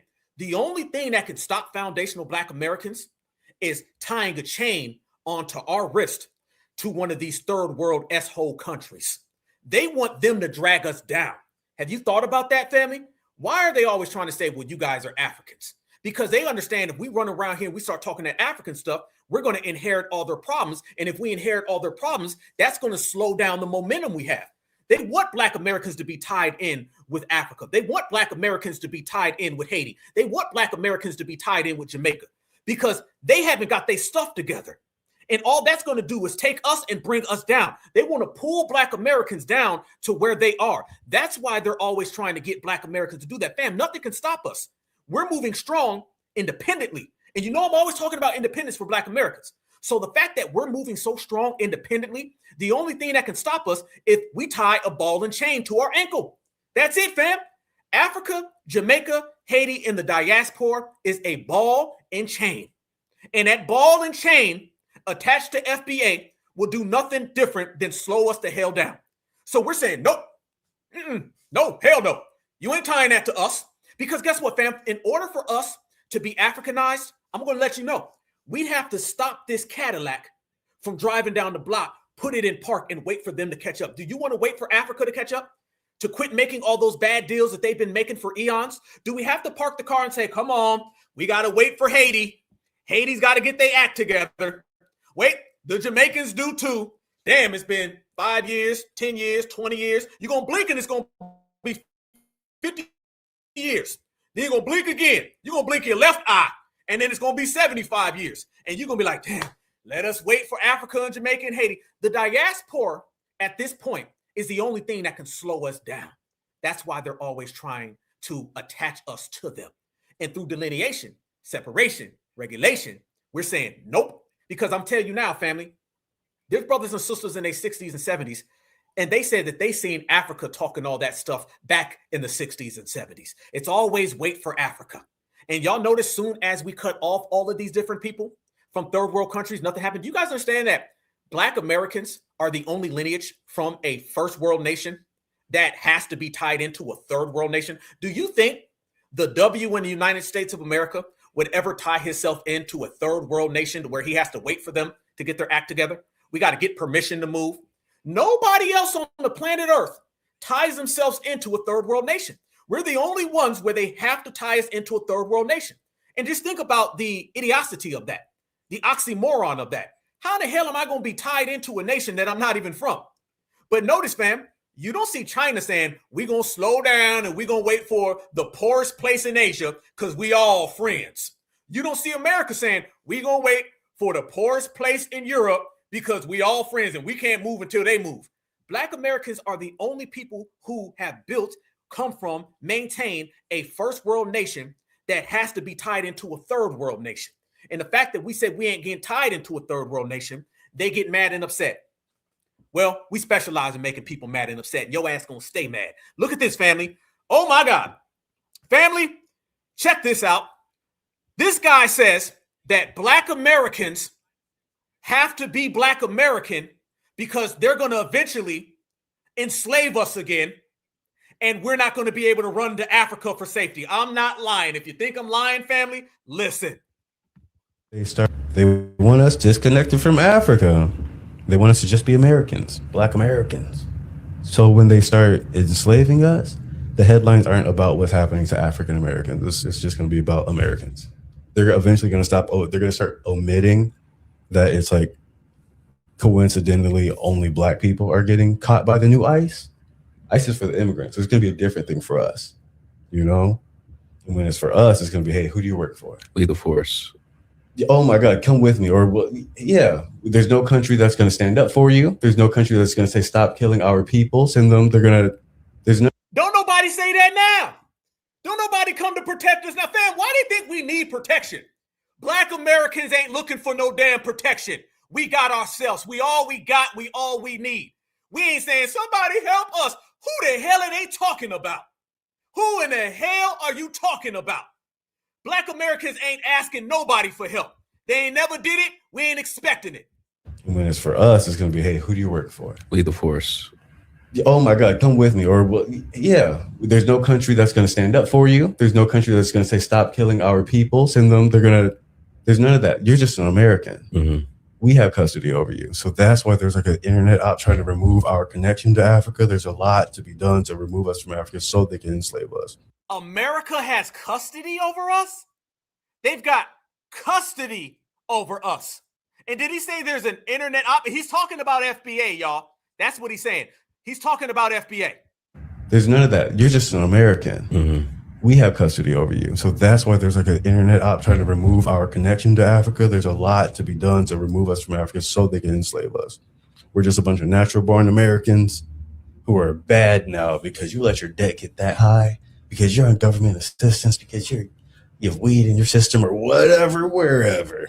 Oof, it's going to go in some dark places, man. It's going to go in some dark places. And if shit doesn't change soon, like not even this isn't some abstract, maybe this can happen. This is like, how many months do we have?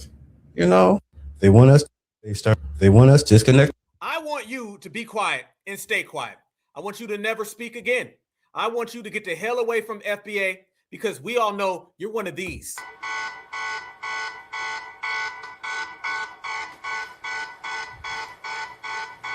With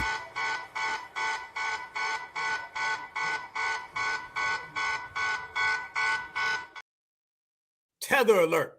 That's what it is, family.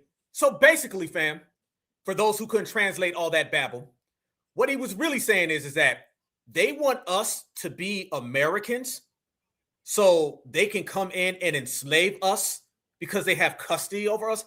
If that ain't the most defeated babble coming from another dusty, rusty, and always musty ass Tether. Y'all see the way these people think? That's what I'm talking about right there. That's what I'm saying. And they're going to have to stop with there is some type of conspiracy to keep blacks and Africans away from each other. Family, the dominant society knows Africa is nothing more than a hindrance to black Americans. Okay? They really don't want black Americans and other black Americans to get on the same page. Fam, growing up, you didn't hear about black American and African crime. Nobody said, what about black American and African crime? Black on African. No one ever said that. They were always talking about us. They don't want you to be connected to your sister. They don't want you to be connected to your brother. They're not out there trying to keep us disconnected from Africa. Let's make this clear. If anything, they want us connected to Africa because they understand Africa ain't got nothing popping for Africa. So that's the logic that these individuals have, family. That's what it is. So now if you notice, they're doing this thing where it's a conspiracy for us to be black Americans. Oh, they done went down the list. They didn't have this lie and then this lie and then this myth. Now they done got to the point, family, they're trying to make it look like our delineation is really just black Americans on a government psyop. So we team up with other Americans because if we were Africans, we'd be so much stronger. No, we are what we are because we are who we are. Remember, foundational black Americans are America. Family, even further. Tether babble, tether babble, tether babble. But ain't none of them talking about them cutting deals with the W. Watch this. out disregarding or undermining that we are brothers and sisters, same DNA, same blood, we're just separated by birth. That's my ideology. But I believe that what really brought in that separation was a lot of us came in this country as immigrants, thinking and hoping that we would be embraced, loved, helped, guided by our fellow African American brothers and sisters. But it was the complete opposite. The bullying, the name calling, the just picking, even physical assault actually came from African Americans. Many people were share the same sentiments with me. It never came from any other race, nationality, or any kind of group. It came mainly from our brothers and sisters, and that is a wound that has been. The W's never attacked or assaulted them. Fam, you see how they make us the terrorist in their community? Notice this, fam? The W go over there and annex their whole goddamn country. And then they get on TikTok and say, it was Black Americans, nobody else.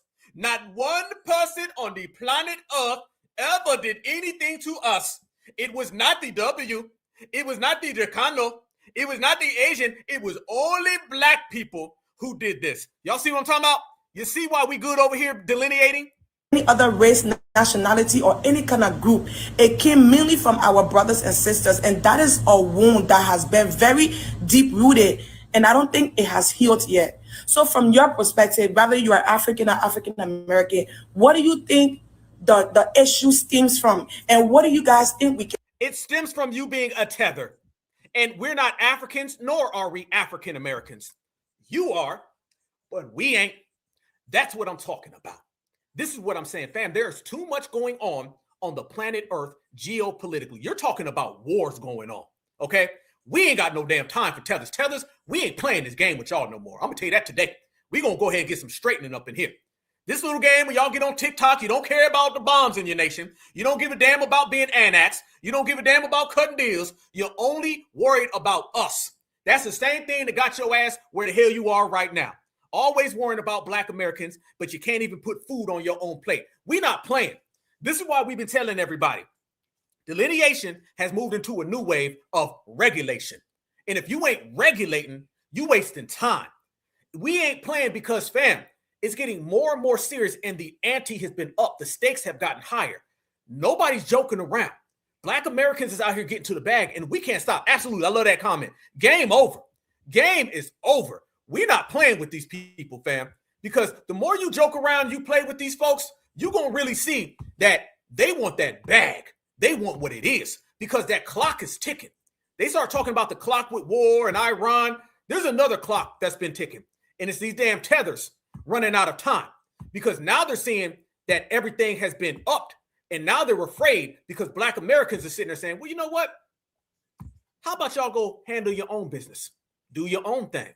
Quit worrying about what we got going on. And they're saying, oh, no, we can't do that. Yes, the hell you can't. You ain't got no choice to. You're going to have to, or your ass is just going to have to be quiet. That's the only two options, fam. Do what the hell we tell you to do or get the hell out the way. That's the difference. And fam, that ain't the only scared one out here. Look at this man. He's one of these 92%ers. Watch him saying, Iran, if you come over here, let us flee.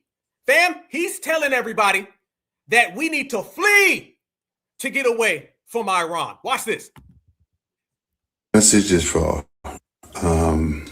all the Iranians coming from Black folks. We didn't vote for this. We didn't vote for this mess in 2016. We didn't vote for this mess in 2020. We sure in the hell didn't vote for it in 2024.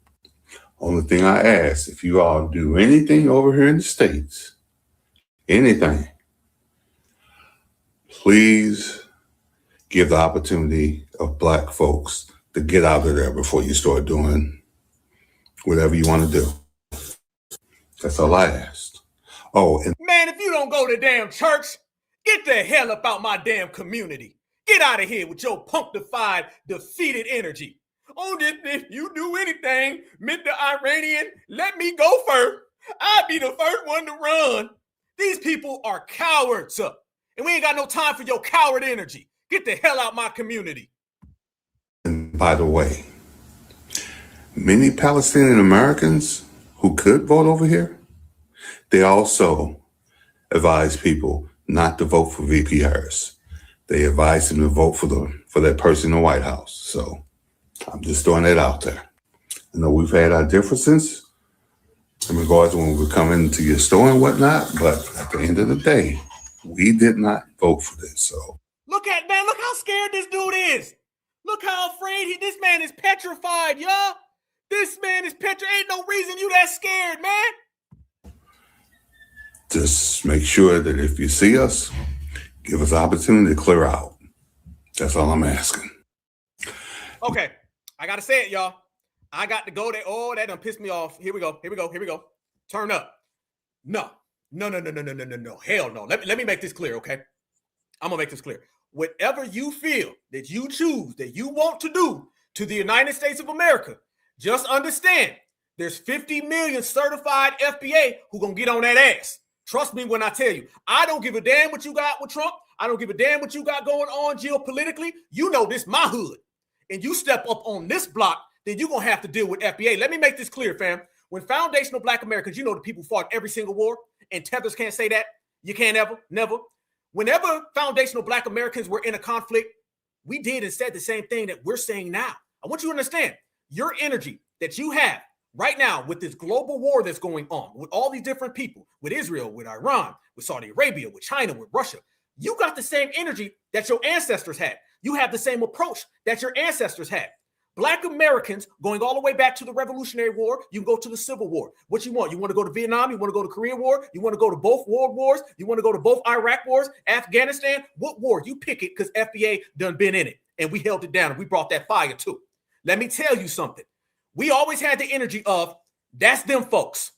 But if you got a problem and your conflict crosses my line, then you're going to have to deal with us. This ain't nothing different than what brothers and sisters were saying in Vietnam. This ain't nothing different than what brothers and sisters were saying during World War I and World War II. It's the same thing, family. You still got that Majara spirit in you. This always been our approach. And I understand people cannot wrap their mind around that. But goddamn it, they better, because we ain't changing positions, family. It's no different than this. If two people got a conflict and they beefing and they feuding and fighting, FBA, we sit it out. We cool. But if that conflict spills into my damn yard and they start just busting shots everywhere and my kids is out front playing, well, now I got to get involved. And when I get involved, everybody getting that smoke. This ain't what you want. So whatever you do to America, remember, this is my home. It's where I live. It's where my family's at. It's where my ancestors come from. You can have a problem with the government. I understand. That's how the world works. You can have a problem with this administration. I understand. This is how the world works. But whatever problem you got, you better keep that problem wherever the hell it's at. Because whenever you come over here to this land, now you done crossed into my business. So don't make your business my business. Because when your business become my business, I'm going to stand on business. And when we stand on business, everybody understands that we get the job done. And we bringing out all the fire. That's the position of foundational Black Americans. I said all of that, family, in 30 seconds? Easy work. That's how we feel. Our home is here. We're not none of them Pan-Africans. Remember back in the day, fam, it's like they wanted, y'all know, fam, how many of y'all remember the people that like wanted something bad to happen to America? Y'all remember that? Around the time everybody was talking about going back to Africa, we ain't really from America. America's no good. America hurts us. How can we have love for a country that hurt us so much? Y'all remember that? Remember if you said anything good about America, you'd always have one of them Pan-Africans. How could you say something so good about a country that never loved you? They hurt you. They abuse you. Because remember, y'all, they see America as white folks. We see America as Black folks. Remember that. They can't understand that a great country can be great because of us. They got associated to the dominant society. We never been on that kind of time, family. Yeah, straight up. That was some sucker-ish. Absolutely, family. You right. That was. We never been on that time. I remember being a kid and just simply saying two things as a child. How the hell could I be an African when I'm not from Africa? And then two, I would say, why would I want something bad to happen to America? Because wouldn't that be something bad happening to me? Let me tell you what happens, fam, if there's a war or somebody drops some type of weapon in America. That's going to hit a lot of us. A lot of us are going to get harmed in that process, family. Is that what you want? And that goes back to me talking about what I've always said, fam. Us certifieds, we stand on FBA patriotism. We don't wave the flag for Thomas Jefferson. We wave that MF for Michael Jackson. You understand what I'm talking about? We don't wave the flag, family, for Benjamin Franklin. We wave that MF for our grandparents. So if something bad were to happen to America, then that means something bad would happen to my family. And ain't nothing bad gonna happen to our family because we ain't going to allow it. So we're getting rid of all that defeated energy that you typically see coming from these tethers, from these scam Africans who really are a bunch of tethers on the low, and everybody else. And this is why I've been telling folks, fam, it's reparations over war. Have we changed? Is it still reparations, family? Hell yeah. Are we still standing on certified business? Damn right. Are we going to change any of this? F no. What we going to do with it, fam? What we going to do? Foundational Black Americans going to do what we've always done. We're going to get right to work. We're going to get right to business, and we're going to start shutting everyone down who don't like it. That's the type of energy that we're moving. So, fam, let's recap everything that we spoke about so far, and we're going to continue to cook. You have a massive war going on in the world. The American administration is doing what they do. See, what they don't understand, family, is that when they start talking about sleeper cells, and you got all these people out there afraid, oh my God, the sleeper cells are everywhere. Well, what do you call the system of white supremacy? What do you call all of these nationalist groups? Aren't those sleeper cells? Black Americans been dealing with sleeper cells forever. What the hell do you call the Triple K? Ain't that a sleeper cell? What do you call the Democrats and Republicans? Aren't those sleeper cells? What about the Boogaloo Boys and the Proud Boys? We've been dealing with these terroristic threats because, family, the biggest terrorist that we've ever encountered is the system of supremacy. That's the biggest terror. So, fam, you think we're going to be afraid of something that we deal with all the time? I understand that nobody wants to acknowledge the fact that we are products of our environment. And we've lived in an environment where we've always had to fight for what we got. So the fact that we've always had to fight for everything that is ours, that makes us not afraid. Y'all notice things that get these people completely afraid? We like, that's a walk in the park for us. To you, that was the scariest, most petrifying thing you ever seen in your life. For us, that was just a Tuesday. That was just a Tuesday, family. And we're going to get right back to it on Wednesday. That is the genetics that foundational Black Americans have. We've been dealing with terrorists. We've been dealing with these outsiders. We've been dealing with these sleeper cells. And when I put it to you like that, family, and I make it crystal clear, very, as Brother Malcolm says, make it plain, we're going to make it very plain. So plain that they can't run and hide from it. So plain that whatever they come up with, we're going to reject it. Remember, y'all, they give us projection and we get a ass rejection right back to sender. Another thing that you've been seeing popping off with these cowards, because that's exactly what they are, fam, just straight up cowards, who have no business talking to us about anything, have no business speaking to us about a damn word, a damn phrase, a damn paragraph. Let me show y'all this as well. As this thing's going, here we go. Let me show y'all this. This is how they're living over there. Like I said before, scared, nothing going for themselves, shook all the way live. But another thing that Black Americans have never faltered on, and we will never falter on. Let me pull this up for the fam. Tethers are out there afraid right now. And I'm going to tell you why they're so afraid. Oh, tethers are afraid as hell, y'all. I'm going to tell y'all why they're so scared. It's because they understand that when things hit the fan for them, that deportation is coming. See, delineation has created an environment now to where everybody's starting to get looked at. You got to think about this, family. They've made a lot of claims about our lineage. The tethers throw around a bunch of terms, very, very criminal terms about us. Oh, you're a hate group. You're xenophobic. They will cast these aspersions on our lineage that are very, very damning. But now, if you notice, they're starting to get looked at and everybody's watching them. It's over with. So if we really want to ask, family, they talk about somebody being a hate group. What's more of a hate group? Us standing on business or the community in which this guy resides from? Who's the real hate group in the building, y'all? Who's the one who's really afraid, y'all? Who's the one who ain't got no business running their mouth, y'all? Y'all notice how all that hate group talk has came back to bite them in the ass now? Y'all notice that, right? They would try to make it look like we were the bad ones, we were the criminals, but yet they're out here doing all this criminal insanity. And now everybody's looking at their community as the hate group. Everybody's looking at them as the tetherist. Everybody's looking at their people as the ones from the outside who are trying to come in the building. Y'all see how delineation has messed everything up now? Delineation has completely destroyed everything that they thought. They were running around here trying to put that jacket on us. Now the jacket's on them. Family, look at these tethers, y'all. Look at these tethers. ABK all day. Look at these tethers, y'all. Oh, this lady's scared. Oh, watch this lady. She is Senegalese, just like the tetherist was. Now she's saying she can't go outside and she's afraid because all of the hatred they gave to us, America's starting to look at them as the real terrorists. Watch. So after 3 years of not talking to my mom, I broke no contact Kinda, sorta. Last night I came back from my hometown and I was renewing my driver's license, and I've been having trouble with my documents, so I was so excited to finally get my renewed license and come back to Austin with it. Upon getting to Austin, I think it was that night or the next morning, I learned about the shooting, and I learned about that damn wig needs to get tightened up, fam. If your stomach is hurting or your eyes are hurting, it's doing the same thing to me. That wig is all over the damn place. But proceed, Tether. At the bar on 6th Street, and when all the information started coming out about the shooter and the events that took place, my heart completely dropped to find out that the suspect was a Senegalese man.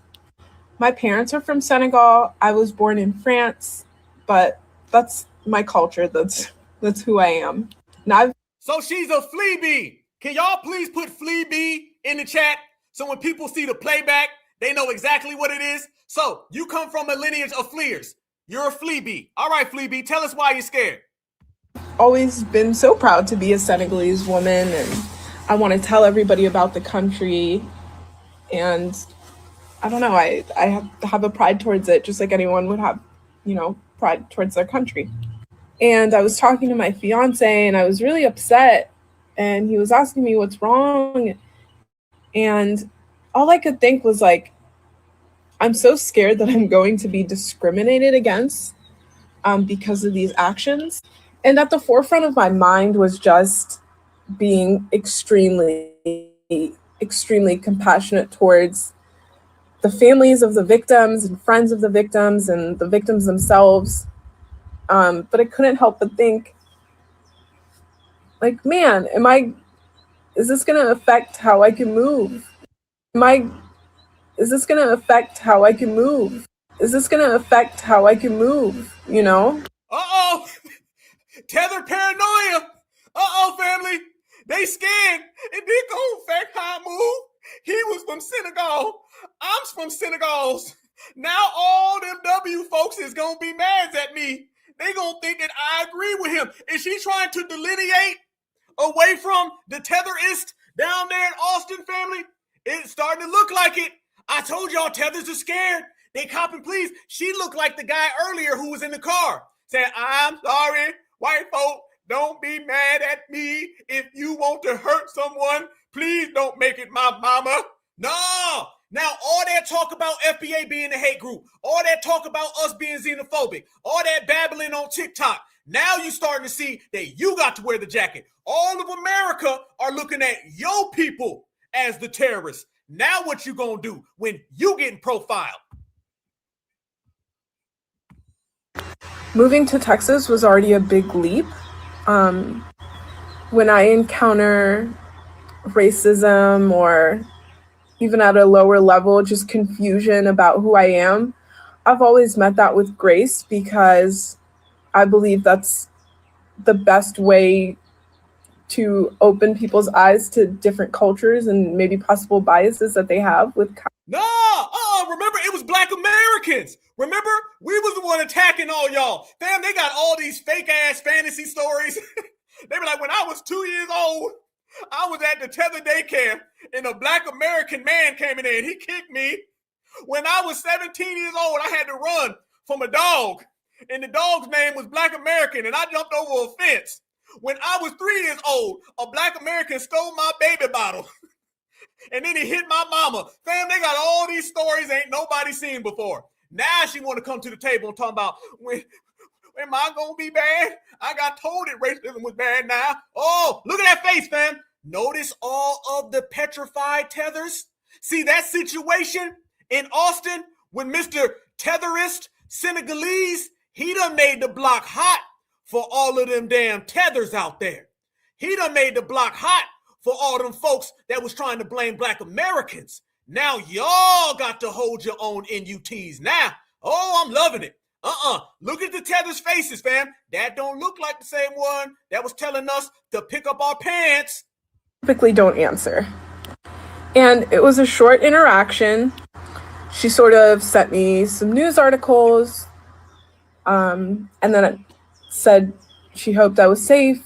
And I responded that I was, and that it just made me very sad. And she Very sad. Man, fam, brothers, sisters, kings, queens, goddess, gods. What happened to the energy? Where the hell did the energy go? What happened to all that? Ha ha ha, nigga. We be taking over your country. Work harder, nigga. In 5 years now, Kamala Harris will remove you and I'll be there. What happened to the energy, y'all? I'm going to tell you what happened to the energy. Mr. Tetherist, Senegalese man, he's made the block hot for all the other tethers out there. They were running around here trying to put that criminal jacket on us, but now that criminal jacket's on them. It backfired. All that hate group xenophobic talk has backfired. All that Black Americans was beat me up when I was 2 years old, fantasy stuff, has backfired. Now they are the ones who are being seen as the suspects. As soon as that situation happened, fam, I put it on the dub.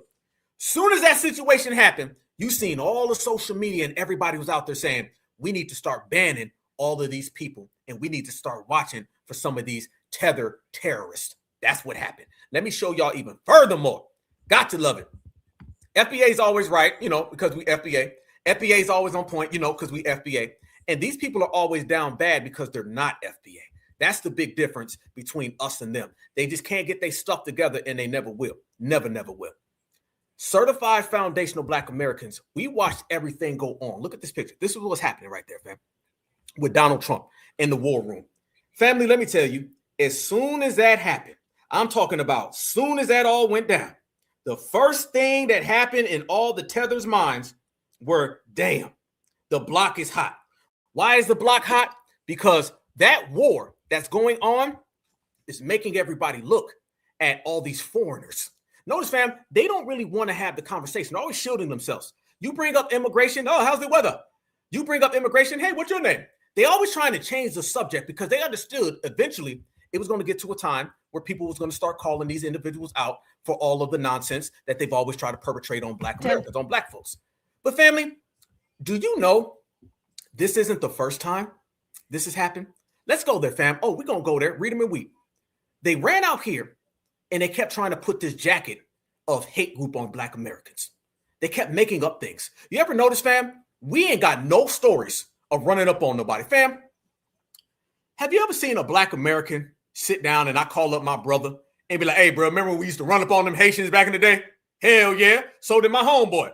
You ever had that, fam? That ain't never went on with Black Americans. I don't talk to one of my sisters and be like, hey, man, you know how we used to run up on them Jamaicans. Remember that? Remember how we used to terrorize them Africans? Man, I couldn't stand seeing none of them. They make it look like we've been sitting at some table having some type of agreement on running up on these folks. Black Americans ain't on none of that. Their stories about us abusing them is not a reality. It's just some ish they done made up out of their own spite. Because what they're really trying to do is that they were trying to slander us. But when you look at the track record, look at all the things that have been going on. Family, you've seen all those TikToks with them disrespecting us, talking about how they was going to unalive us. Just last week, two people popped up and said they were strapping you know what to themselves. So when they start talking all that strapping you know what's to themselves to harm us, then this came out right here. Y'all also remember just in 2023, y'all remember that African guy who went on a spree and he unalived a bunch of people? And why did he do it? He said, because he don't like Black people. We've been telling the truth the whole damn time. Delineation has exposed everybody the whole damn time. These people are the ones who have been openly and publicly attacking us abroad and in our homeland. You go over there to Africa, they're unaliving Black folks. Whenever we go over there trying to reach out for them, you got them unaliving mothers over there that come to Africa to build orphanages and end up getting dumped in some damn hole in the backyard. And then over here, they've been practicing this on us. How many of you guys remember this story right here? Oh, we're going to go there, family. And I'm going to expose what we've already known is that these people have been anti-Black American tetherists the whole damn time. Has been officially charged. 3 men were shot. 2 are still in the hospital tonight fighting for their lives. King 5's Julie Calhoun joins us live with the latest on their conditions and the charges the suspect is facing tonight, Julie. Joyce, both men in the ICU tonight, one in serious condition and one critical. The man accused in the shooting now officially facing attempted murder and assault charges, but more could come. Guardian 1 there at I-5 in South Yakima. The moment Mamadou Diallo was caught on I-5 in Tacoma after police say he went on a shooting spree in Renton. He's accused of shooting 3 separate men at 3 different locations, all in under an hour. To have people attacked at random like this, it's exactly what you don't want to have anywhere in King County. We're learning more about the suspected shooter in new court documents. Prosecutors say he is a flight risk with no ties to the area and had been living out of his car. A judge took that into consideration on top of the seriousness of the crimes when bail was set at $3 million.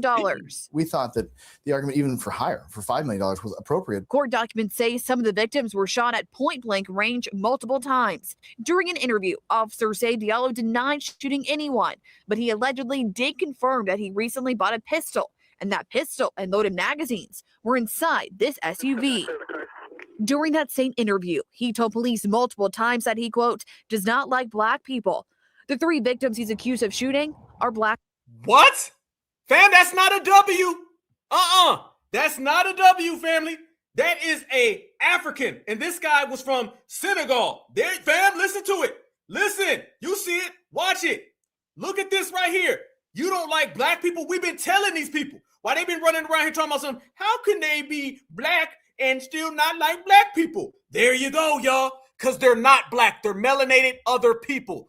This is a terrorist act against black Americans perpetrated by a melanated African. That he recently bought a pistol, and that pistol and loaded magazines were inside this SUV. During that same interview, he told police multiple times that he, quote, does not like black people. The 3 victims he's accused of shooting are black men.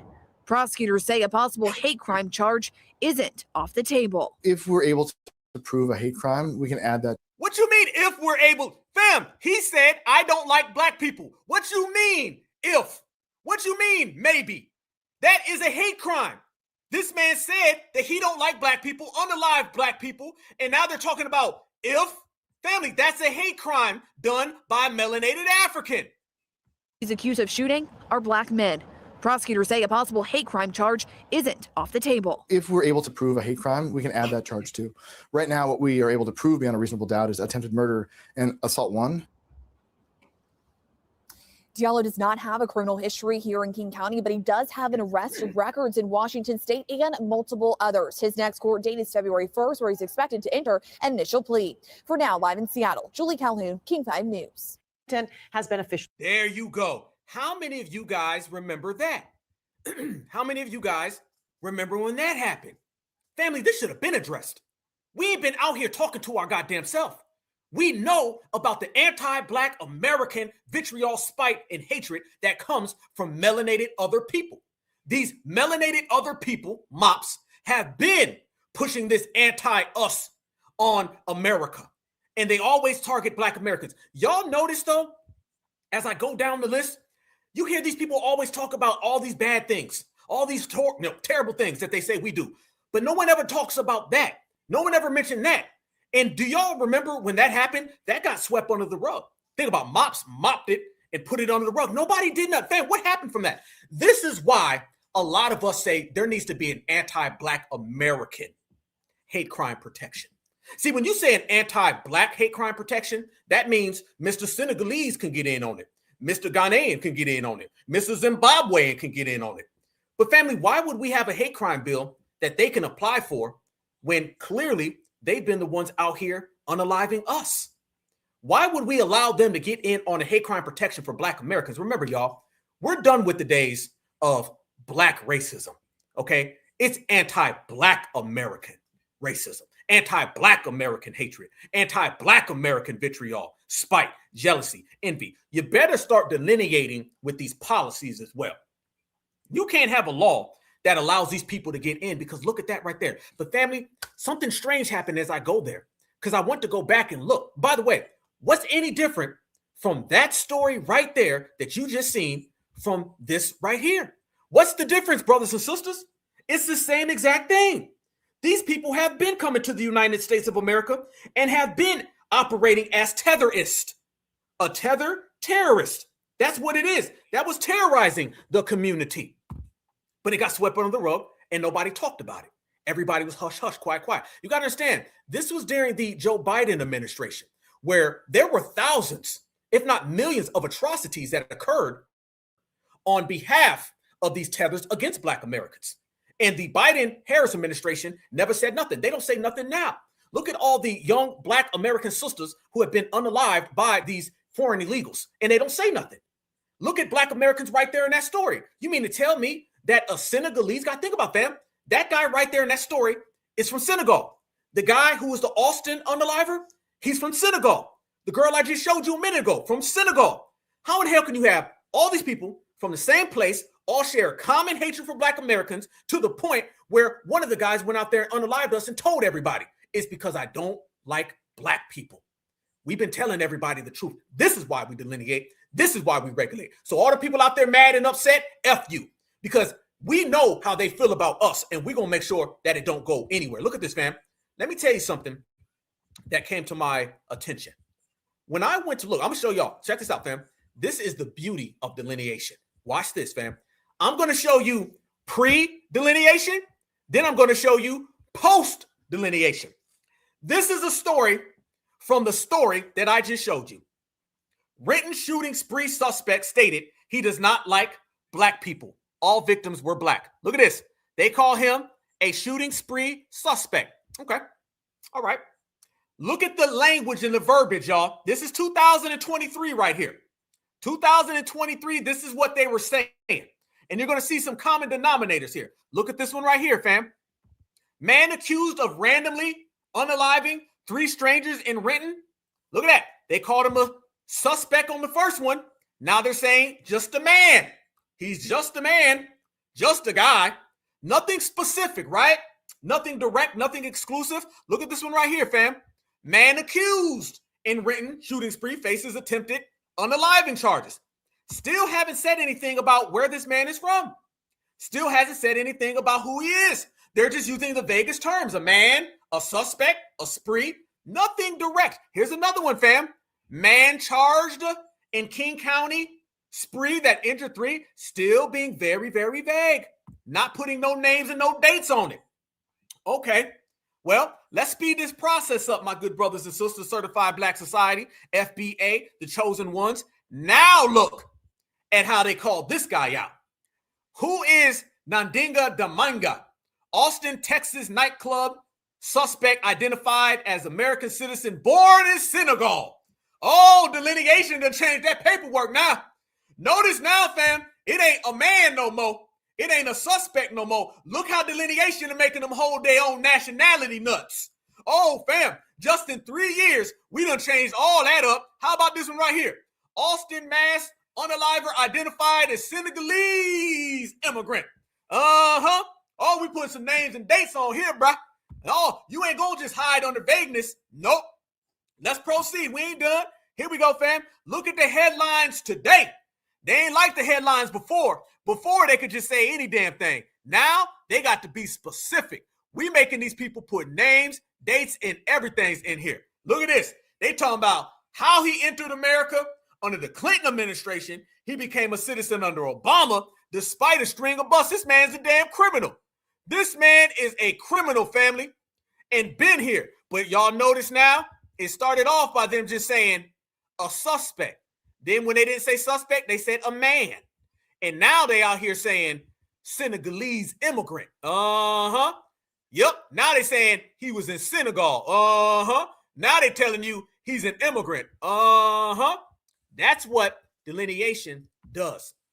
Delineation ties up all loose ends. So don't let nobody tell you that you ain't out here witnessing us changing the world. You just seen it, fam. The first guy who, by the way, I couldn't find any pictures on him.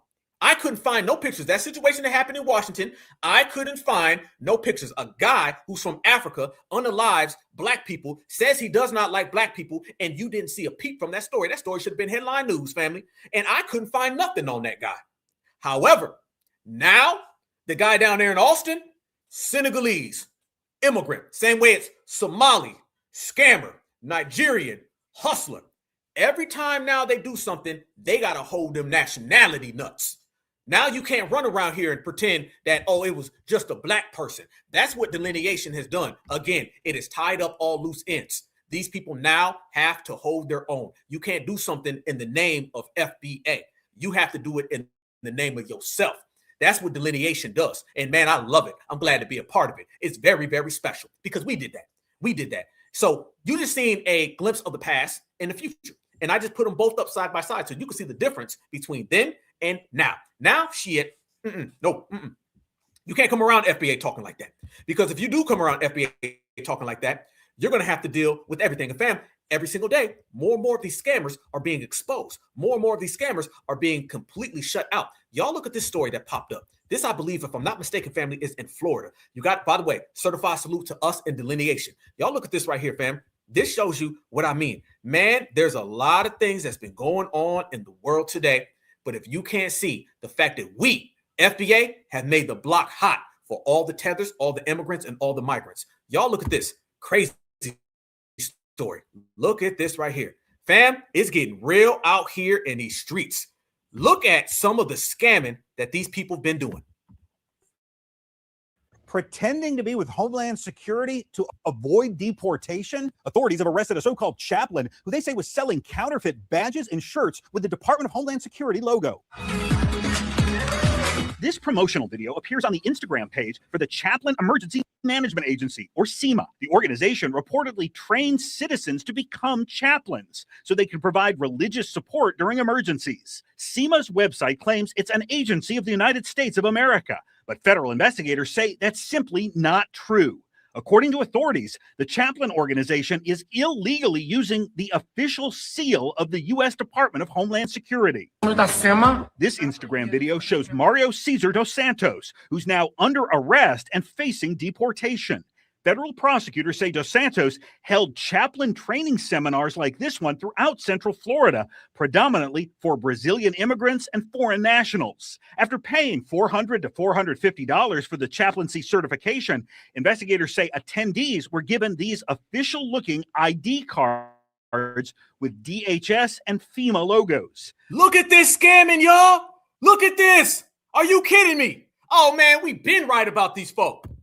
Attendees could also purchase gold badges, polo shirts, and bumper stickers with counterfeit seals. This Instagram video shows the merchandise table at an Orlando training seminar. Dos Santos allegedly told attendees the merch would give them immunity from immigration enforcement and keep them safe from deportation. A CEMA volunteer reportedly told an undercover investigator her CEMA badge helped her get through an airport security with no issues, and that having her CEMA shirt inside her suitcase made a difference when airport security scanned her luggage with an X-ray. Investigators say Dos Santos has previously lied about being a Harvard graduate with a medical degree. He's currently being held in federal custody. Dos Santos was in the United States on a visa, according to the feds, but that visa has expired. There's no indication any of his chaplain trainees will face criminal charges. Mike DeForest, News 6. There they go. Wow, wow, wow. Man, oh man, oh man. I'm telling you right now, family, that right there is why everybody's looking at them. Fam, there's nothing good that a lot of these tethers are being seen for. You know why? It's because they can't hide behind our lineage anymore. They can't hide behind saying they're black. They can't hide behind saying they're foundational. They can no longer do that. So now they're being exposed for the frauds that they've always been, for the scammers that they've always been. Do you see how delineation now has made all these stories rise up? A lot of these stories have been going on, but they would just be like, hey, I'm black. And now we're saying that ain't a black person. That's a mop, a melanated other person.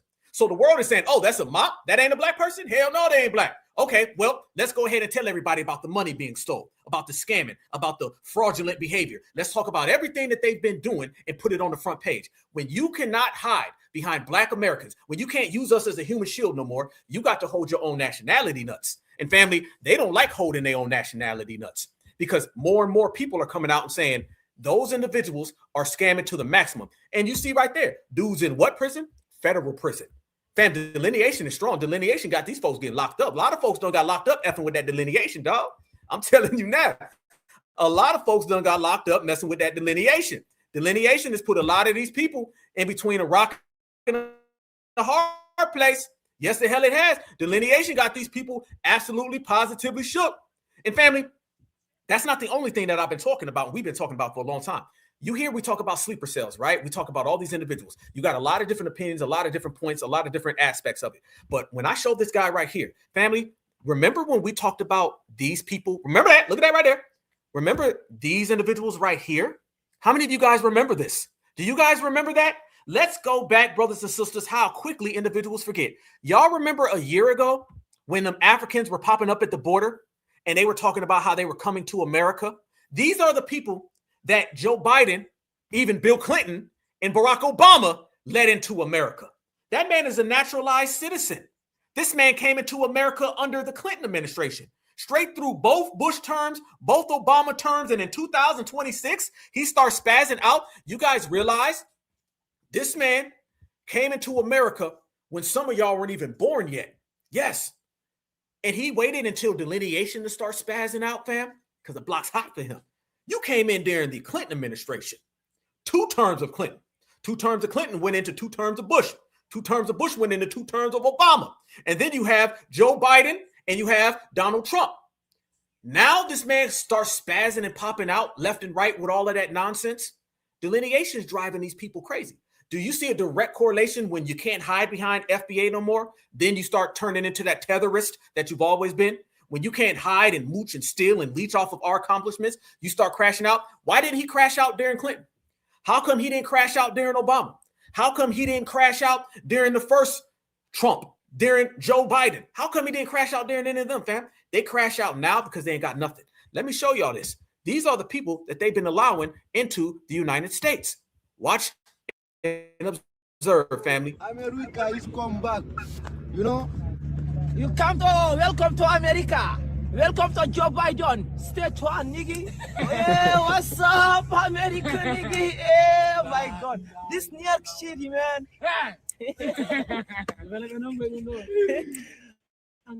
What's up, nigga? I'm from Guinea Conakry. Guinea Conakry. Guinea Conakry. All Guinea. All Guinea. Okay. Yeah. You're going to New York? Yeah, New York City, New York. All New York? Yes. You get hotel?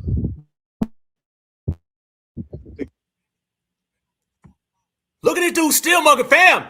Smiling, mask on. This man got on a Pooh Shiesty mask. Look at this guy. Who are these people that have been allowed in America? I already showed y'all the guy who came from the country north of Iran talking about, you don't know who I am. Soon you will know. Look at this guy. You think this guy right here is playing? You think this guy right here is playing? Look at them, family. We don't know who's in the United States. We don't know who came here, but we know they're here. Furthermore. Hotel? Phone? Telephone? Telephone, yeah. Yeah. Man, wait a minute. Everybody, focus on this guy. Watch him. Look at these guys joking and giggling. Watch this man. He never moves. His hoodie never comes up, and he's mugging the camera the whole time. Whoever the hell this guy is, he ain't coming to America to be positive. Watch this man the whole time. Let alone this dude. Watch, fam. Man. What's up, nigga? Watch him. I'm from Guinea Conakry. Guinea Conakry. All Guinea. All Guinea. Okay. Look at him, y'all. You're going to New York? Yeah, New York City, New York. All New York? Yes. You get Look hotel? when the camera goes You're by. going to New York? Yeah. Watch the camera go by, y'all. Watch this. This is who they allowed to come in. These are the sleeper cells, maybe just like the guy in Austin. Watch this, fam. Yeah. Look at this dude. Look at this guy, y'all. You don't know who in America? Fam, you done flew people in from all over the planet Earth. Look at this dude. That man ain't playing. That dude done came over here, perhaps working with certain people, just like the guy, perhaps allegedly down in Austin. This is who they allowed into America, let alone dump them into our communities? Hell no. All New York? Yes. You get hotel? They give hotel? Telephone? He's still mugging. Yeah. Telephone, Address. Do you have address? Yes. Do you know people friends? Yes. Look at him, y'all. He still ain't moving. Look at this dude. Look at this man, y'all. Parents are there. My father. Your father's there. Yes. Okay. So you're gonna what? There you go, fam. Look at that. That dude right there ain't even moving, y'all. Man, it's getting real hot in the United States of America. There's so many things going on. I want all my good brothers and sisters, my certified foundational Black Americans, do what you've always done. Just take it to another level, right? Stay vigilant, stay good, stay in packs. Make sure that you text your people wherever they go. I don't care who they are. Make sure you text them. Make sure they're okay. Make sure they're safe. It's going to be a hell of a summer. It's going to be a hot summer. You got all these domestic issues, fam. They're protesting and unaliving W's in the streets right now. They were unaliving W's who were protesting against ICE in Minneapolis, Minnesota in January, where it's like 15 below. What you think going to happen, family, when it's 98 degrees outside? You're going to have the LA protests pop back up. You're going to have the ones pop back up in Minneapolis, Minnesota. New York going to turn all the way up. The South is going to stay turned up. And fam, we ain't even got to the Carmelo Anthony case. Did you forget about that? What about when that pops off? Did you see how crazy it was before? Now it's about to go to trial. The summer of 2026 will be one that goes down in the veils of history. And we are all going to witness it. And we're all going to be here live. You know I'm going to be right here. And we're going to be breaking it as it go down. Y'all know Black Alpha, hell, I might be taking some videos and say, hey, y'all, I'm out here. Because y'all know ain't nobody more outside than I. So you might see me out there in them streets. I might see you out there in them streets. But whenever we meet, we're going to watch each other's back and we're going to hold each other down. Damn, think about all that. A lot of people forgot about the Carmelo thing. Wait till that pop off. You're going to have all these different things. And then on top of that, you have what potentially could be a global conflict. I stray away from World War III and all that kind of stuff.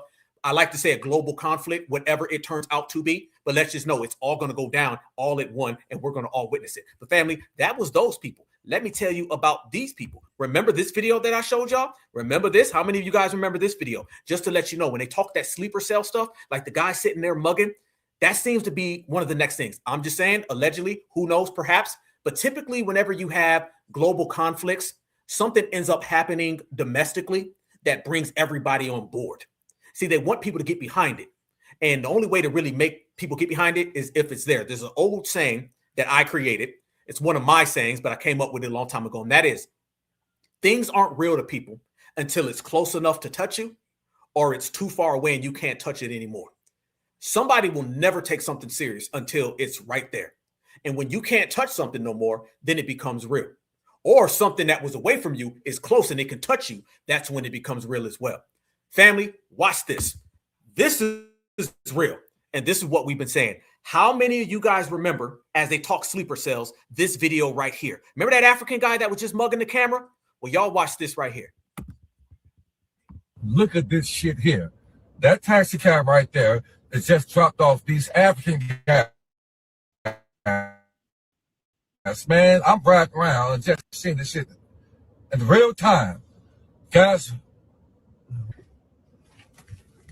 look at this here. I just seen this taxi cab drop off these African guys. All these damn African guys right here in our community. Africans, guys. Look at them. Look at them right there. Look at them Africans right there. I'm looking at you, bro. Yeah, I'm looking at you. Look at them right there, guys. In our community. Look at them right there. I ain't no punk. Look, now I'm checking y'all, bro. I'm checking. Look at these Africans guys right here. They just dropped these guys off in our community, guys. Look at that. Look at the title. This scary as hell. This my state, Georgia. That's what it says right there. Fam, we've been the only ones talking about this. We've been the only one. Don't come at me talking about sleeper cells that you didn't talk about until 3 days ago. We were covering it right here on the Black Alpha Network for a long time. That's why we done hit that 40K, y'all. And we the hottest thing going. And make sure you subscribe because we are the voice of the Black American empowerment movement. You see this, fam? We've been talking about this. We've been forecasting this. Everything that's happening now, we predicted it months ago, years ago. That African guy you seen, look at it here. The sleeper cells they're talking about, look at it here. All them cities that they named, the guy that you seen pop up and was mugging the camera, the terroristic behavior that you've been seeing pop off with people like that guy right there, we've been talking about it over here, fam. That's an African guy who did some terroristic behavior, and these are some African guys who look like they want to participate in terroristic behavior, and we called it the whole time, even when the world didn't want to listen. African guys in our communities. And then when you see the crime rate picks up, it ain't because it's so-called black on black crime. It's these Africans right here. I've just seen the been. They just been dropped off in our communities, guys. Dropped off. Look at this right here. I've seen dropped off in our communities. Who dropped them off? Who's paying for these cell phones? Who's paying for the clothing? Who's giving them room and board? Who's providing the shelter? Family, this goes way deeper than just some Uber driver. All the jokes about tethers and their hairlines, that's all fun and dandy. But family, it wasn't fun and dandy when I just showed you that video from 2023 where that tether unalived some black folks and said he didn't like black folks. It's not funny when you just see the guy down in Austin. All the hate and vitriol. What about the people who just said a few weeks ago that they want to strap things to them and unalive black Americans? It's all fun and games until it's not. Who's paying for all this? I don't know. Foreign governments, domestic governments, them together? Stay tuned. Police watching these guys just because they're dropping them off in our communities. They just dropping them off in our communities. Look at them. Look at them. Look at these African guys. This is war. Where are the women and the children? Look at this, guys. And at nighttime, what do you think these guys going to do? What do you think they're going to do? We need to stand up. Stop being punks. Stop being so holy and sanctified and precious and all that shit. Because we're at war. Go around, man. Listen what that brother said. He said we at war. Everybody talk war now. Black Americans been calling it what it is. Black Americans been stating it properly. The brother just said it. We've been saying it. Now everybody wants to say there's a war going on. We've been at one with all the forces that want to stop Black Americans, but they can't. Look at this guy right here. Hey, you African, right? Yeah. You're African, right? What African country are you from? African, yeah. What's that? Africa. What African country are you from? America. Okay. How long have you been here? Come. You just got dropped off right here, right? No, c'est garé la question toi. You stand right there? Huh? You stand right there? Yeah. Okay, then. So how long have you been in America? New York, yeah. You been in America? So they flew you in? Small. Yeah, they flew you in America. Okay, go ahead, man. I'm done. Flew him in? Family, I thought they said all these people just walked across the border. Remember, y'all? You can't walk across the ocean and get to the Mexican border. You can't walk across the ocean and get to the Canadian border. Somebody flew you in. And then you're getting dumped into our communities. Sleeper cells have been out here, y'all. You don't see what's going on here. And then stand right here. You see what's going on here, guys? See, I keep my eyes open, and y'all right here being entertained, want to be separate. And they bringing these people right in our communities, guys. They right in our communities. There's something about to happen. And we so busy being highly favored and coming against each other. Yep, they're standing in this place right here. These African guys right here. Look at it right there. Y'all need to share this video, man. Well, these are African guys coming in out. They just dropped them off, man. In the melanated communities. They dropped them off, guys. They're just dropping them off in our communities. Man, this is ridiculous. Look at them. Look at them. These are not our people. But you fools. There they go. Boy, you know when you get an old Southern black man to say, you fools, he ain't playing. He ain't playing around. There you go, my good brothers and sisters. There it is.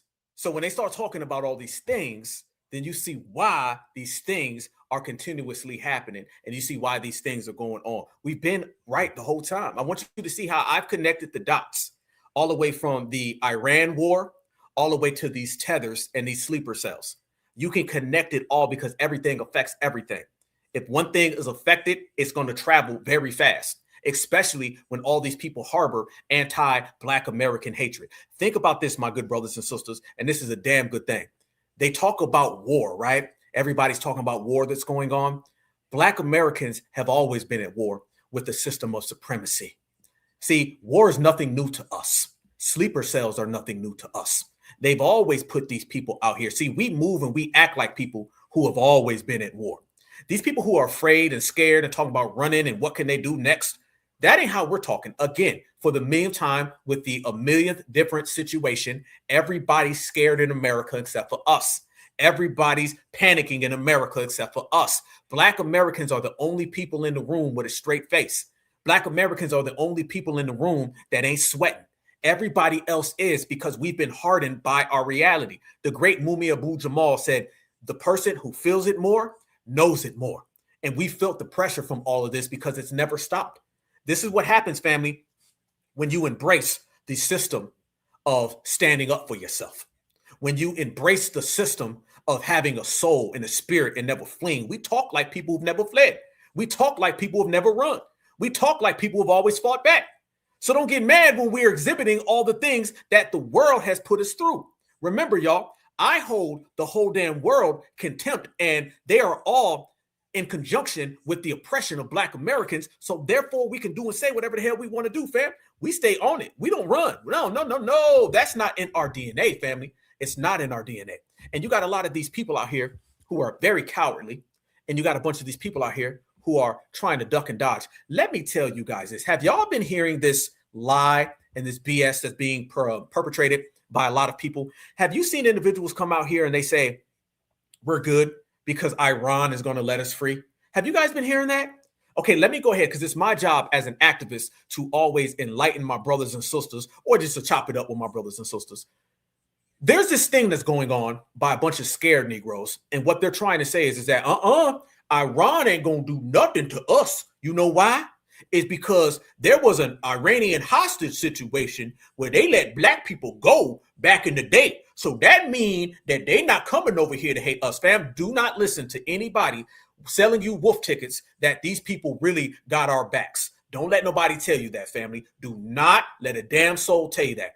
The world does not like Black Americans. And if you see America in these other countries feuding and fighting, it's become some type of scam where people always make it look like foreign countries really like Black Americans. They just don't like the government. Family, if these foreign nations really love us so much, then how come when they send over their immigrants harbor the same anti-Black hatred that everybody does? Y'all been hearing that too, fam? Don't let these people run with that. That's something that's going on. It's a little TikTok trend right now, all right? And TikTok is for kids. We ain't no damn kids. We grown. And I'm going to tell you now, don't believe that. They always run that game. They pull that with China.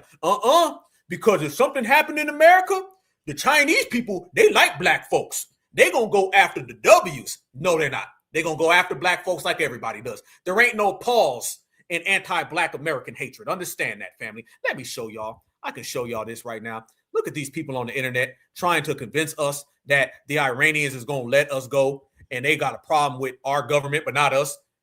Family, they don't like Black Americans on every pillar and post across the planet Earth. Trust me when I tell you. And that's cool because we don't like you neither. Look at this. Hit me up. Watch this guy. Iranian and Black Americans. What? 1979 Iran hostage. You know that during the 1979 Iran hostage crisis, they released 13 Black American and female hostages about 2 weeks after the U.S. embassy was seized. They basically released them because they realized and recognized that Black Americans and women in general were also victims of American imperialism. And so they released them because they were like, hey, they're less likely to be spies, so we'll let them go. They held onto the remaining 52 hostages until about January of 1981. And then those same 13 Black American and women hostages were later excluded from the financial compensation provided to the other 52 hostages by the American government. America America has a problem. Stop. Boy, he bucking his eyes too, boy. Look at him bucking his eyes. Family, don't listen to none of this. Don't listen to none of this. This is something that's going on the internet. Yeah, I'm getting tether vibes. Y'all getting tether vibes? You ain't lying. That damn hairline is hurting my feelings. It's going to take me at least 2 months to recover from looking at that damn hairline. Yeah, don't believe none of that, family. No. That's just scared Negro talk, okay? That's one of them, if I just pretend that something's happening, maybe it might happen now, okay? No. There's always this game of people trying to stick it to the U.S. government by pretending to be our friend. I'm going to say something that's controversial, but I'm going to keep it all the way live because that's exactly what I do. When you seen the Black Panther Party, Huey P. Newton, as well as others, go over to Asia and try to make amends with the Asian government because they were fooled to believe that the Asian people really liked Black folks and their problem was just with the United States government, Huey was wrong. He was 115% wrong. I don't fall for none of that stuff. He was being used as a pawn in the game from them Asians so they can work against the United States. It's the same exact thing with St. Augustine. You know, everybody talks about the Underground Railroad, and a lot of my brothers and sisters, you guys know, a lot of folks was getting down to St. Augustine. That's not because they loved us. That's because they were using that against America. They were saying, how can I damage them from the inside? This is all warfare. That's warfare. Don't listen to these people trying to make it look like they're down with us. When the Black Panthers went over to Angola and they were creating all these chapters, I've seen footage of Eldridge Cleaver with a bunch of Asian dudes and they all looking like they down with Black folks.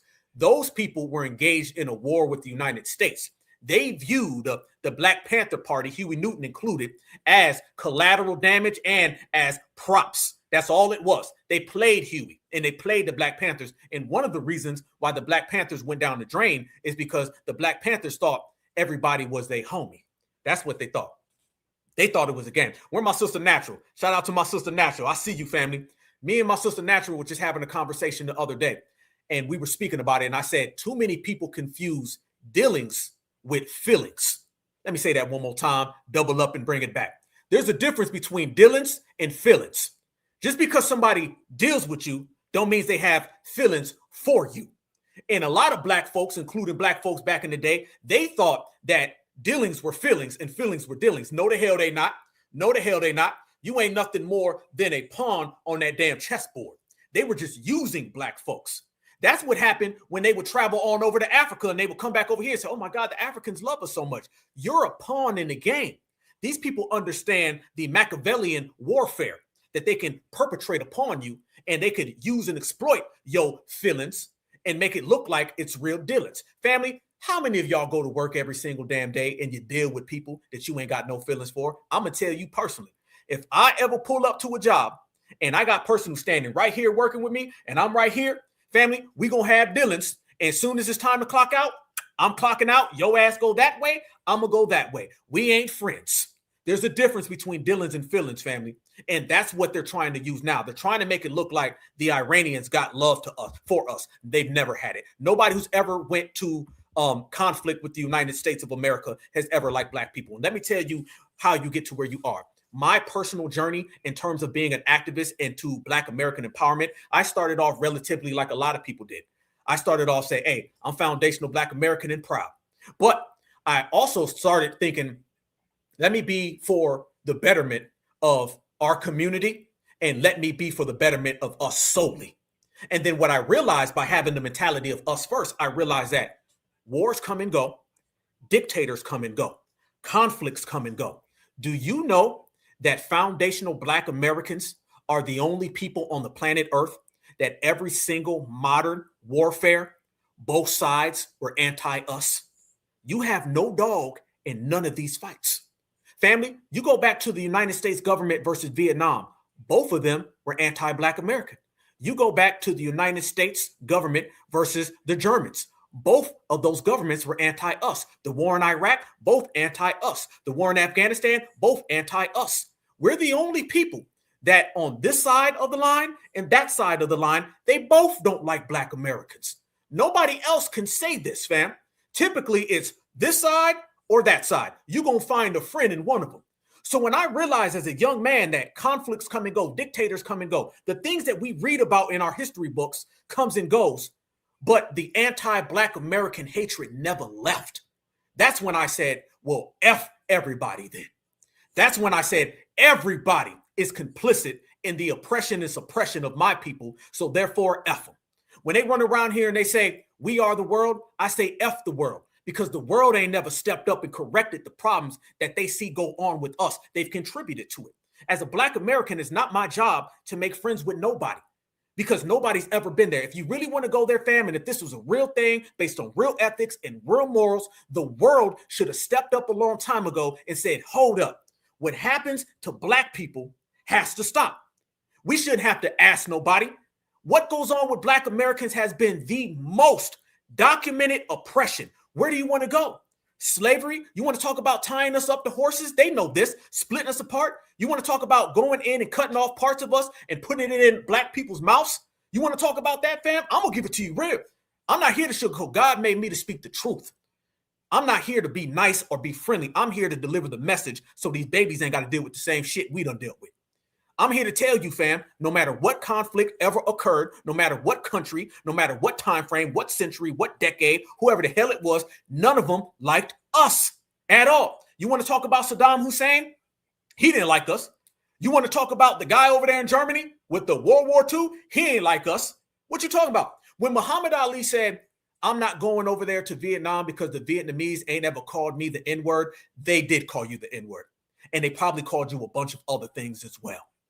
And that's the difference between our era and our generation now. Much love and respect to all of our leaders. But family, all of that, all lives matter, and there's a war on one of the two people like us. No, that's like basically saying one of the two Democrats and Republicans like us. The sooner you embrace that each side doesn't like you, you move with a free spirit.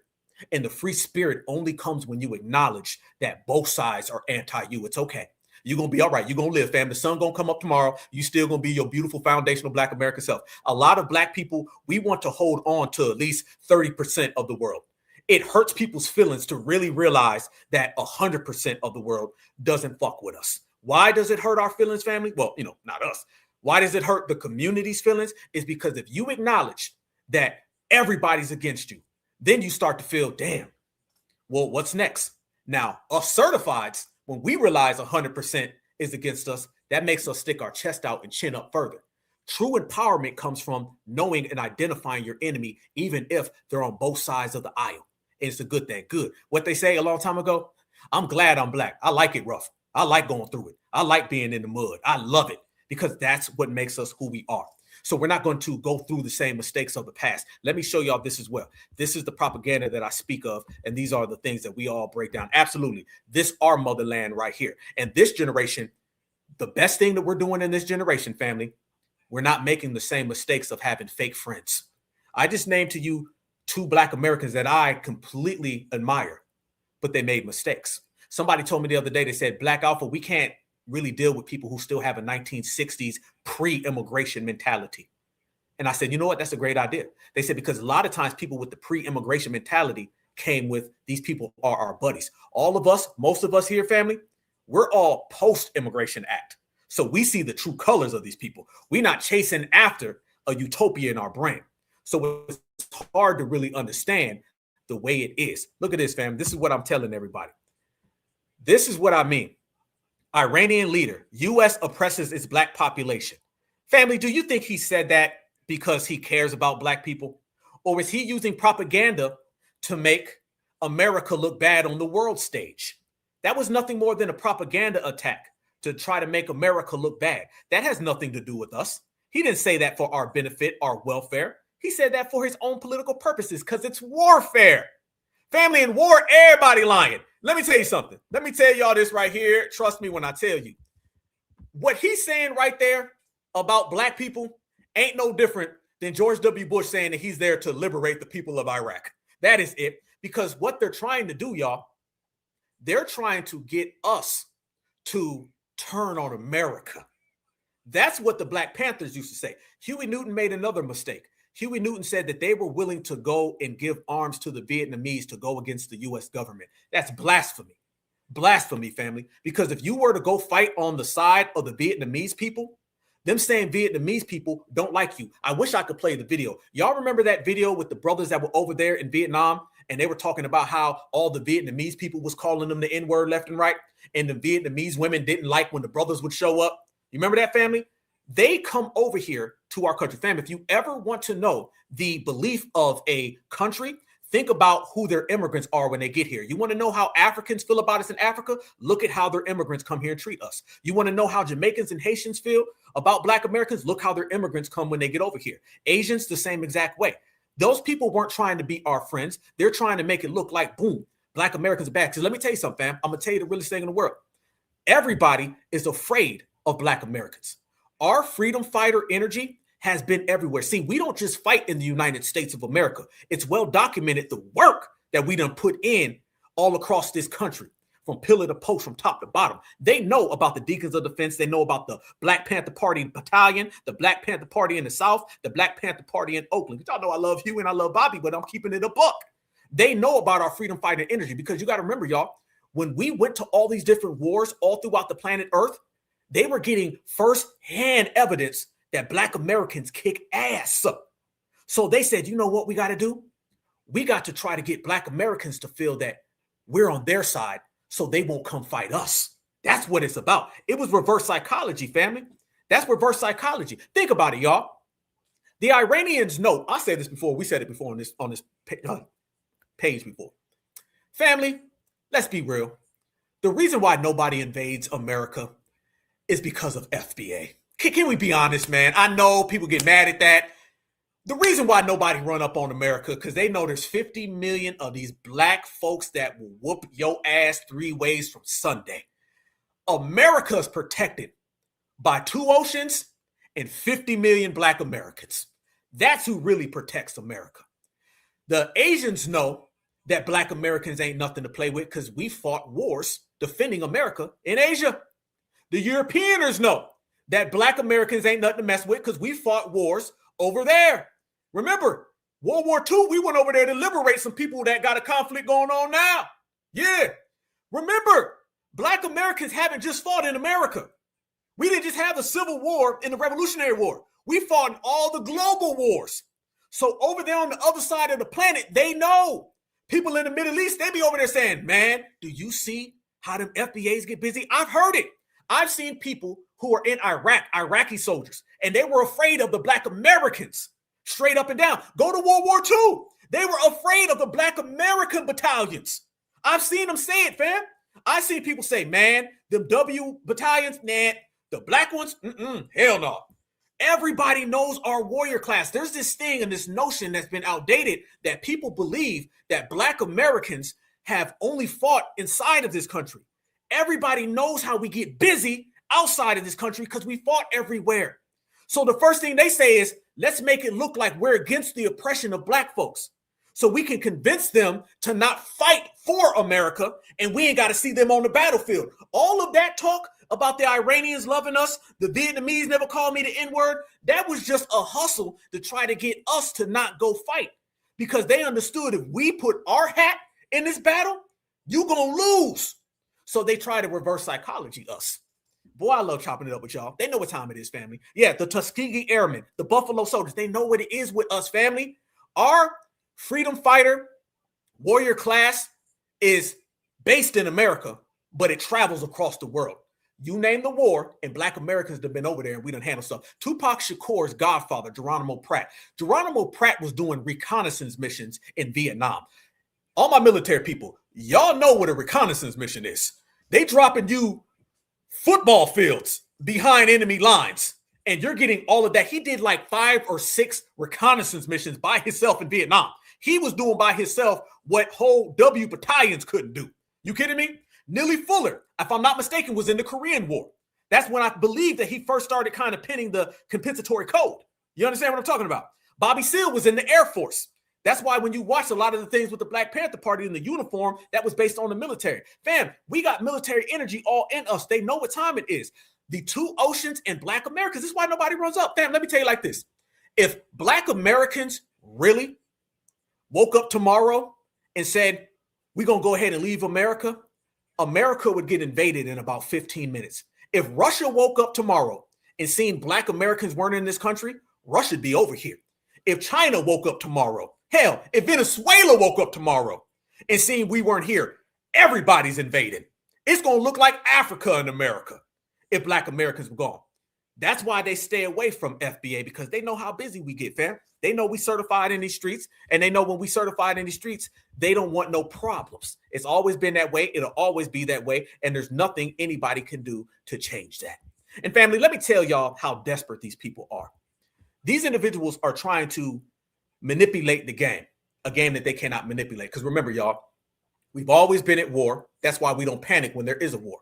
We've always dealt with sleeper cells. That's why we don't panic when there's sleeper cells. And we've always focused on our business. You protect your house first. And our house is America because we built this thing.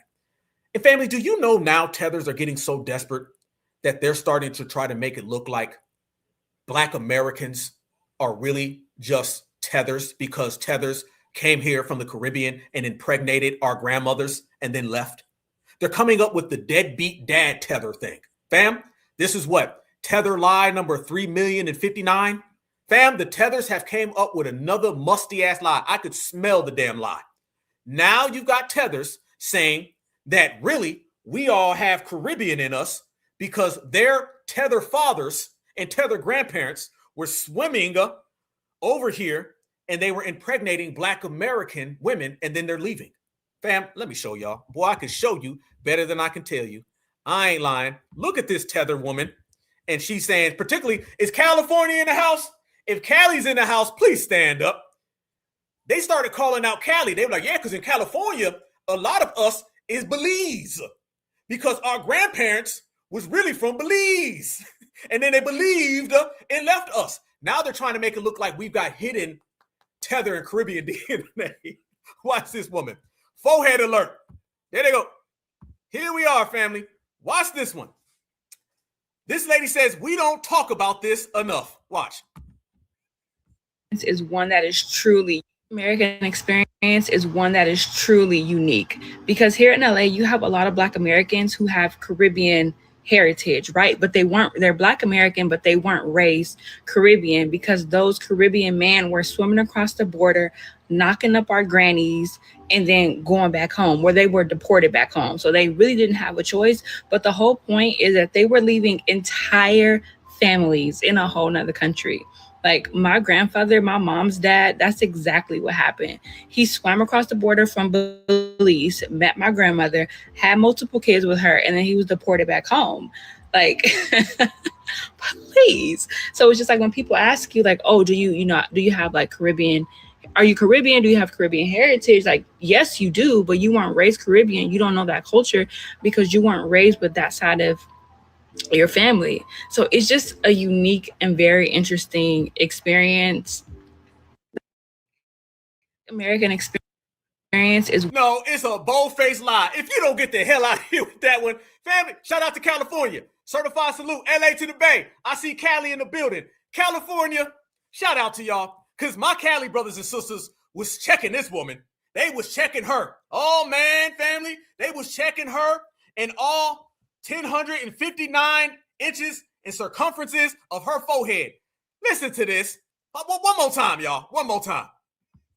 One that is truly unique because here in LA, you have a lot of Black Americans who have Caribbean heritage, right? But they're Black American, but they weren't raised Caribbean because those Caribbean men were swimming across the border, knocking up our grannies and then going back home where they were deported back home. So they really didn't have a choice. But the whole point is that they were leaving entire families in a whole nother country. Like my grandfather, my mom's dad, that's exactly what happened.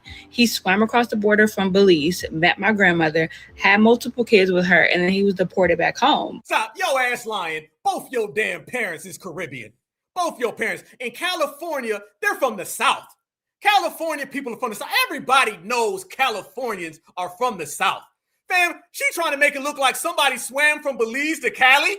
What you do? Swim all the way through the Gulf of America, wrapped all the way back to the Pacific Ocean? I done heard some whoppers in my day, but this woman take the tether cake and she don't get lost. So she's trying to make it look like we're a bunch of deadbeat dad grandparents. And I don't like the way she said they were knocking up our grannies. We don't talk like that. That's Caribbean talk. Black Americans, we don't use that type of language. Yeah, they was coming over here and they were knocking up our grannies. Granny was getting knocked up. Man, Granny was busting it wide open. We don't talk like that, homegirl. Her stuff don't even add. Everybody knows people from California, man, and from Louisiana, from Mississippi, all through the bottom of the map. Nobody's sitting there saying, well, really, we from Belize because our grandfather swam over here and left a whole damn family. She's trying to do, my tether was a rolling stone. Is that what she's doing, fam? My tether was a rolling stone? No. Look at this, fam. Callie in there. Look at this right here, fam. I am a Black American born and raised and will die in LA. Other than a few people from Belize, I have never met a Black person with foreign ancestry. Callie in the house. Shout out to California. Stand on it. Stand on it, Callie. I love California. I'm going to be back out there this summer, man. Shout out to Cali all damn day long. There they go, family. More. Check this one out. They went down the line too, fam. They said, this is true.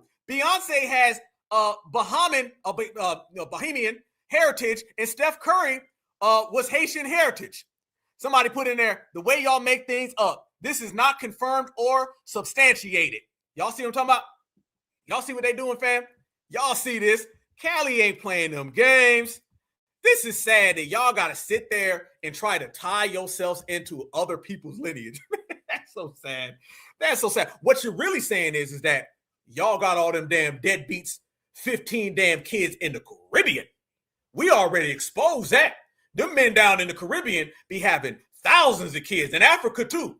Y'all want to come over here and talk that Black Americans don't know who their dad is. You don't know who your dad is, your mom is, your brother is, your cousin is, your grandparents are. Don't come over here with none of that nonsense, man. Black Americans ain't going for that. California know about California. Brothers and sisters from Cali, they'll go to the South for their reunion. Snoop and all them, Snoop, Daz, Dillinger, all them from Mississippi, man. Ray J, Brandy, they all from the South, man. You ain't going to pull that game on us like we don't know who we are. Fam, why they think we don't know who we are? You know what I'm saying? Or let me say this, fam. They know we know who they are. They just desperate and trying to forge that onto us. Still trying to put jackets on Black Americans, man. I told y'all, we don't wear no extra medium, man. You better get that Tether XL the hell up out of here. Y'all out here trying to get us to wear a Tether XL. We don't rock with none of that. But fam, I've done heard it all now. I done heard it all now. See, they can't weasel themselves into our lineage any other way because we have returned to sender. Remember, they give us projection. We get a ass rejection. And that right there is her trying to completely tie us into that. So now they're trying to use the deadbeat dad thing. Like we're all just a bunch of Caribbean people and we just didn't know it because somebody came from Belize and swam all the way across the goddamn earth to get to California. Y'all notice her dates are off. Her geography is off. Her forehead is way off. Nothing she's talking about is making no damn sense, man. It just ain't adding up. It ain't computing. But that's a tether for you, fam. That's what tethers do. Tethers are always going to say things that makes no sense. Tethers are always going to babble. And tethers are always just going to lie because they have no shame in lying. They're going to continue to lie. And Black Americans, we're going to continue to multiply. So you're dealing with the multipliers versus the deniers. And the deniers always lose that one. And family, when I tell everybody that FBA standing on certified time and certified business, when I tell everybody that FBA don't hide, don't run, I tell everybody that certified foundational Black Americans is on one. I'm going to tell y'all this right now. Let me show y'all this for the whole everybody in the building in the chat. Y'all look at this right here. Donald Trump just came out and he started calling out Europe. Y'all remember how we were talking about how everybody's delineating and everybody's out there and they're trying to spin the game? Well, watch Donald Trump come out and he says that Europe needs to get it together. So family, if they think they got it bad here, they got it bad everywhere. Watch. They got to solve that problem. And I must say, that's not only UK, that's other parts of the European Union that have the same problem. Immigration and energy. The energy is through the roof, the highest in the world. And the immigration is, I mean, you know, look, you have places where in the UK, you have a terrible mayor of London, terrible. He's an incompetent guy. But you have Sharia courts. You don't have Sharia courts. You don't want Sharia courts. You have Sharia courts adjudicating law. So it's very simple. Immigration, very importantly, immigration and energy.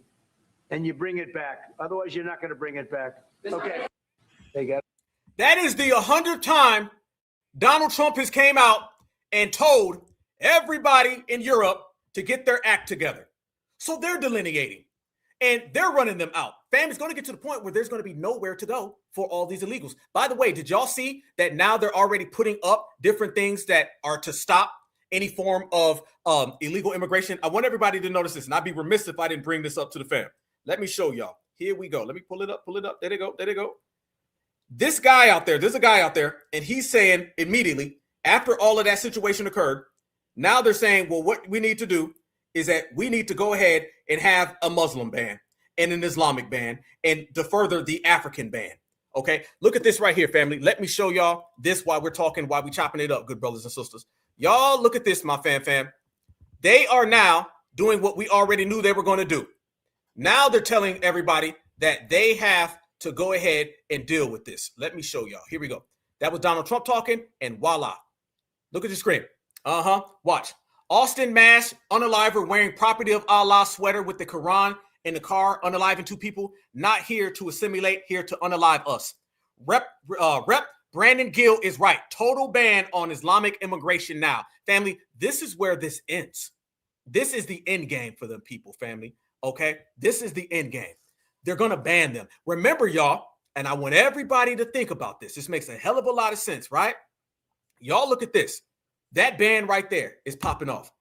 Y'all watch this. Watch this, family. You're seeing now the fact that they're going to ban folks. Remember on Thanksgiving when that last naturalized citizen unalived those National Guard people? I believe it was one of them. I think one survived. Right after that, Donald Trump came with the African ban. Speed up now, this Austin, Texas unaliver, the Senegalese terrorist, he unalived people. They're going to follow up more and more. You're going to see the naturalization of these citizens be examined and eventually canceled, and you're going to start seeing the ban list grow. The more tethers start talking about FBA and they go out here with all that hate group stuff, the more they're going to get their asses G-checked. And then eventually you're going to see all of that done for. And family, when we talk about things being done for, you know how it is right here on the Black Alpha Network, certified all the damn time. We mentioned something last week, and it came true this week. No, it's not just the tethers not wearing deodorant. No, it's not just their massive foreheads. No, it's not their hairlines on their jawline. No, it's not their S-hole countries. Family, what foundational Black American certified Black society, and in particular, the Black Alpha Network, the voice of Black empowerment, #1, get it done. What we predicted, we called out, and we examined, family, was that a particular individual was going to basically get her ass mollywopped, and this particular individual was going to lose.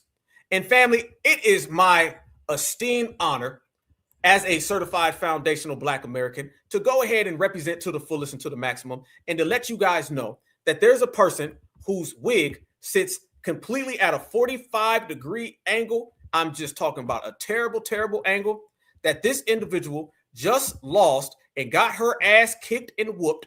And I'm going to show you what happened. Breaking news, family, for the family.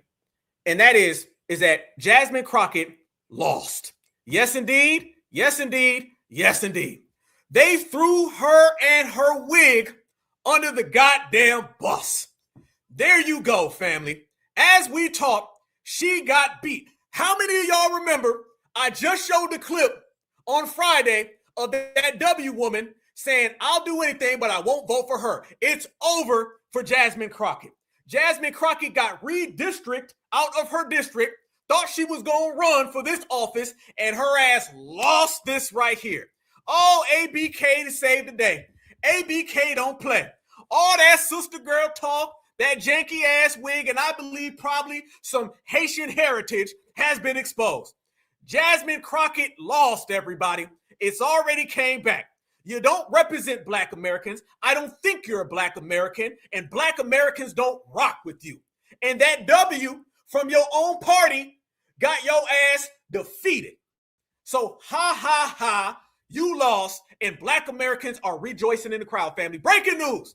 Jasmine Crockett has lost, and they threw her and her wig under the bus, and they cannot find her wig. I heard that they got out the Marines looking for her wig. They said they couldn't come up with it. I seen that they got the National Guard looking for her wig. They can't come up with it. Nowhere can you turn around and find this woman's wig. I heard it's somewhere under the bus. just like her career, and it's a wrap and it's over. So there you go, my good brothers and sisters. Another one bites the dust. ABK all goddamn day, and all we do is win, my friend. Oh, this is lovely. Oh, man, this is lovely. Let's go there, fam. Let's go down the list. I heard she put out a statement. Let's go see her statement. Yeah, somebody said Hot Wheels. Think about it, y'all. That wasn't even her against a Republican. That was her against a Democrat. Man, she lost to a Democrat. She couldn't even make it out the primaries? How you can't make it out the primaries? She got whooped on, fam. Let's see. She's already talking about perhaps there was cheating. Oh, you crying. Oh, fam, let me show y'all her. Here we go, fam. Here, somebody said the wig is in the stratosphere. You ain't lying. Oh, man, look at the look on her face. It ain't the same look that she had when she's always talking about racism. It's so bad. Fam, don't listen to Democrats who talk about racism because they really don't give a damn about racism. They just trying to get us to vote. You see what happens. We delineated from the Democratic plantation. We went Barack Obama, Kamala Harris, and go ahead and add Jasmine Crockett to it. Adios. Here we go, fam. She out there talking. Let's see what she got to say. Oh, she got her mouth open, too. I can't find my wig. My wigs is gone. Here we go. Allred has already stated. We encourage each and every one of you to remain resilient.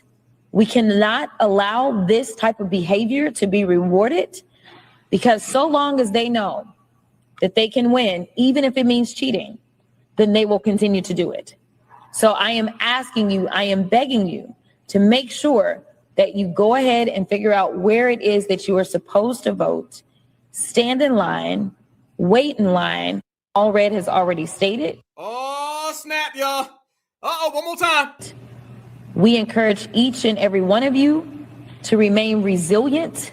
We cannot allow this type of behavior to be rewarded because so long as they know that they can win, even if it means cheating, then they will continue to do it. So I am asking you, I am begging you to make sure that you go ahead and figure out where it is that you are supposed to vote. Stop. No. Them damn illegals ain't turned out for you, did they? Fam, this is what happens when you try to put the illegals over Black Americans. This is what ends up happening. You end up losing. Fam, we have done so much damn work. Black Americans are on a roll right now. Black Americans, shout out to us. I love us. I love us, fam. We're watching the dismantling, the annihilation of the Democratic Party right before our eyes. All the money that they put into Jasmine Crockett and she lost to a nobody. She lost ASAP. And if you notice, fam, it's talking about when the polls closed. She was getting some of them early results in. And she already knew she was about to lose. And then it came down the pipe. Her ass lost. Fam, only. And I mean only on the Black Alpha Network with Certified Black Society can we start off by talking about tethers, talking about war, and end up talking about Jasmine Crockett's missing wig. Just like she was missing votes and she's missing a career and we ain't missing a beat. I love us some us, family. Oh, it's over with. Peace. Shout out to all the Democrats, you know what I'm saying? Keep on voting for the illegals. Keep on out there for the Skittles bag. Keep on trying to make it look like you crusading for something, but you ain't. I'm going to tell you right now, Roland Martin somewhere right now ODing on hamburgers. Roland right now is ODing on a couple 100 Big Macs, okay? Trust me, he going to eat himself to sleep tonight. And we going to be all right. It's over with because this is what it is, y'all. ABK, anti-Black karma. Everybody who's been disrespecting our lineage is getting that knock on the door from anti-Black karma. That is in conjunction with FBA energy, soul, and spirit, and the ancestors who've been watching and don't go for that.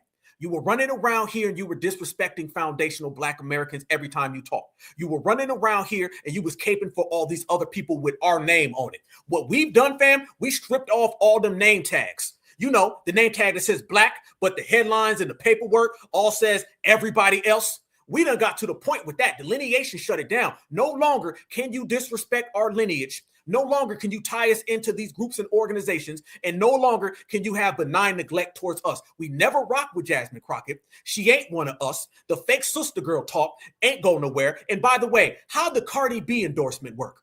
How did the Method Man endorsement work? Oh, it didn't work? Oh, damn, that ain't good. What about this one? Kamala Harris came out and she endorsed you just 3 days ago. How'd that work out? Oh, I forgot, because what does Kamala Harris and Jasmine Crockett have in combination? Both of them had their careers ruined by FBA, and we did all of that in a year. So imagine what happens next year, in the year after, or to anybody who thinks they're going to get in the way of this FBA train. The movement is strong. We run the nation. We run the world. Can't nobody see us, but everybody wants to be us. It's a wrap for all of them, family. They done for. They done for, because let me tell you something. That tool has been broken. There's no coming back from this, fam. None. You ran out here and you were always running off about Elon Musk, Donald Trump. You were always running your mouth about the starbursts and the illegals. Nothing about black people. The only time you were trying to talk that black talk is when you were trying to get black folks to show up. Our lack of participation in the Democratic shenanigans is ruining that party. And let me tell you the ramifications of this, brothers and sisters, the domino effect. Now they're looking at how Kamala Harris's endorsement didn't mean nothing. Her career is confirmed over, as if we didn't already stomp it out last year. Remember when Barack Obama came out and he was trying to endorse people, and black Americans let it be known your endorsement don't mean ish. That's what we've been doing. We've been ruining the politicians they put in front of us today. We've been ruining all the endorsements from the old politicians, and we've been ruining all these Democratic shields that they pop up. They went from Democrats to Democratic shields on TV. We got all the ones on TV fired. Shout out to Joyless Reed and her forehead, and Roland Martin and his stomach. We done sent all of them packing. So now they done went to these digital creators, and then we done ran them out the paint. So that is politicians, Democratic shields on national television, and their content creator friends. We've ruined all of them, family. So black Americans have step for step ruined every single Democrat available. What does that tell the world? That's letting you know that the next election, you're not going to see too many Democratic shields. Family, mark my words. You will not see Democratic shields any longer. And I'm going to tell you why. Democratic shields now are seen as a liability. You're getting paid to get black folks to vote. We didn't show up for Kamala, and nobody showed up for Jasmine Crockett. You couldn't even win the smallest election. So that's sending out the signal to the earth that we ain't going to pay these people no damn more. You got one job as a Democratic shield. What is that? To get black folks to vote blindly. Black folks said we ain't going to do that. So guess what now? Now they're saying, well, we're going to keep the goddamn money. Get out of here. Democrats and the Democratic shields are petrified. And they've been petrified really for the last 5 years. But I'm going to tell you, ain't nothing like right now, y'all. Ain't nothing like right now. We are on fire. And you got to love it, family.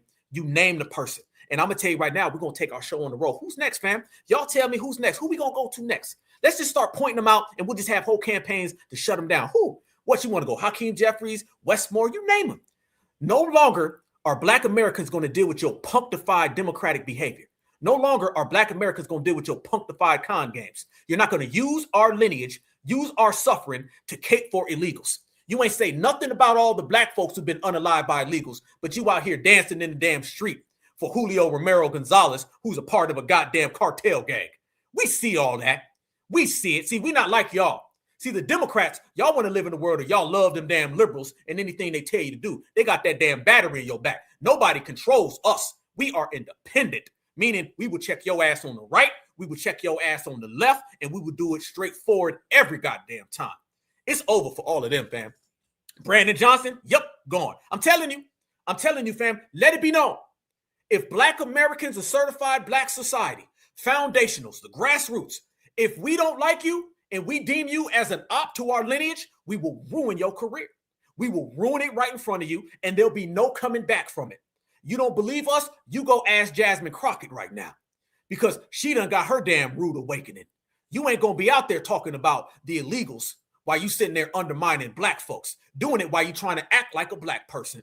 It ain't how it goes no more. Everybody that was sleeping, thinking this was the African-American era, now we don't woke their ass up and they realize this is the foundational black American era.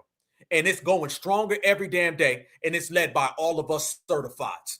So what you gonna do when the certified black society runs wild on you? There they go. Look at this, fam. This is what happened to this individual as we speak, as we greet, and we are the ones out here in these streets. She went from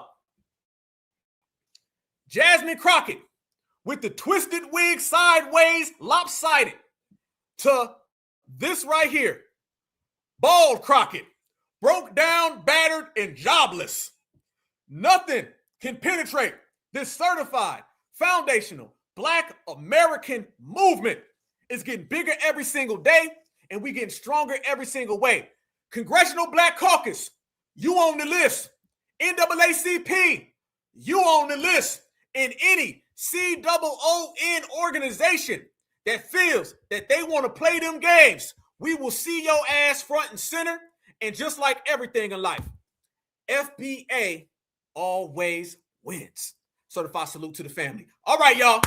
It's been an honor, an absolute privilege to sit here and chop it up with my good brothers and sisters. Family, nobody's better than Black Alpha Network, family, because nobody's better than you guys. And we are all one, and we all stand together. Nobody can put 3,000, 4,000 in the chat where we all talk about each other. Nobody can drop 20,000, 40,000, 50,000, and where we all break it down like a certified family. Black Truth United, I see you, family. Absolutely, brother. We always win, and we always win by a knockout. We told them in the beginning, fam, they're going to listen. Nobody's better than us, you guys. Nobody's better than us. Understand that. I mean that. I mean it. I mean it. Own it. Own it. Own it. Nobody's better than us, y'all. We run everything. Your power is already there. It's already within you. It's in your babies. Every time you look in the eyes of your kids, family, your ancestors, your elders, whoever, just understand, y'all, it's all within you. Can't nobody shake it. No man separate what we create, fam. So we just out here getting stronger and stronger and stronger. Let me tell everybody this, though.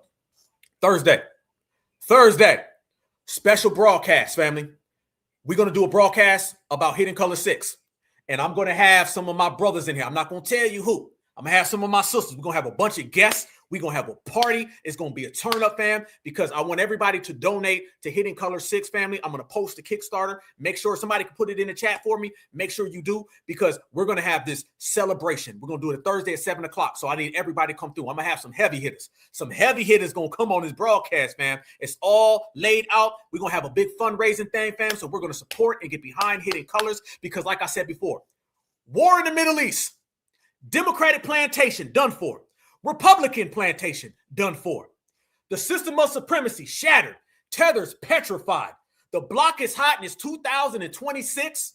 And now we're about to have Hidden Color 6. Family, that's like the most popping time on the planet. And then the doorbell rang and FBA showed up. You mean to tell me all of those things are going on and then Hidden Colors entered the chat?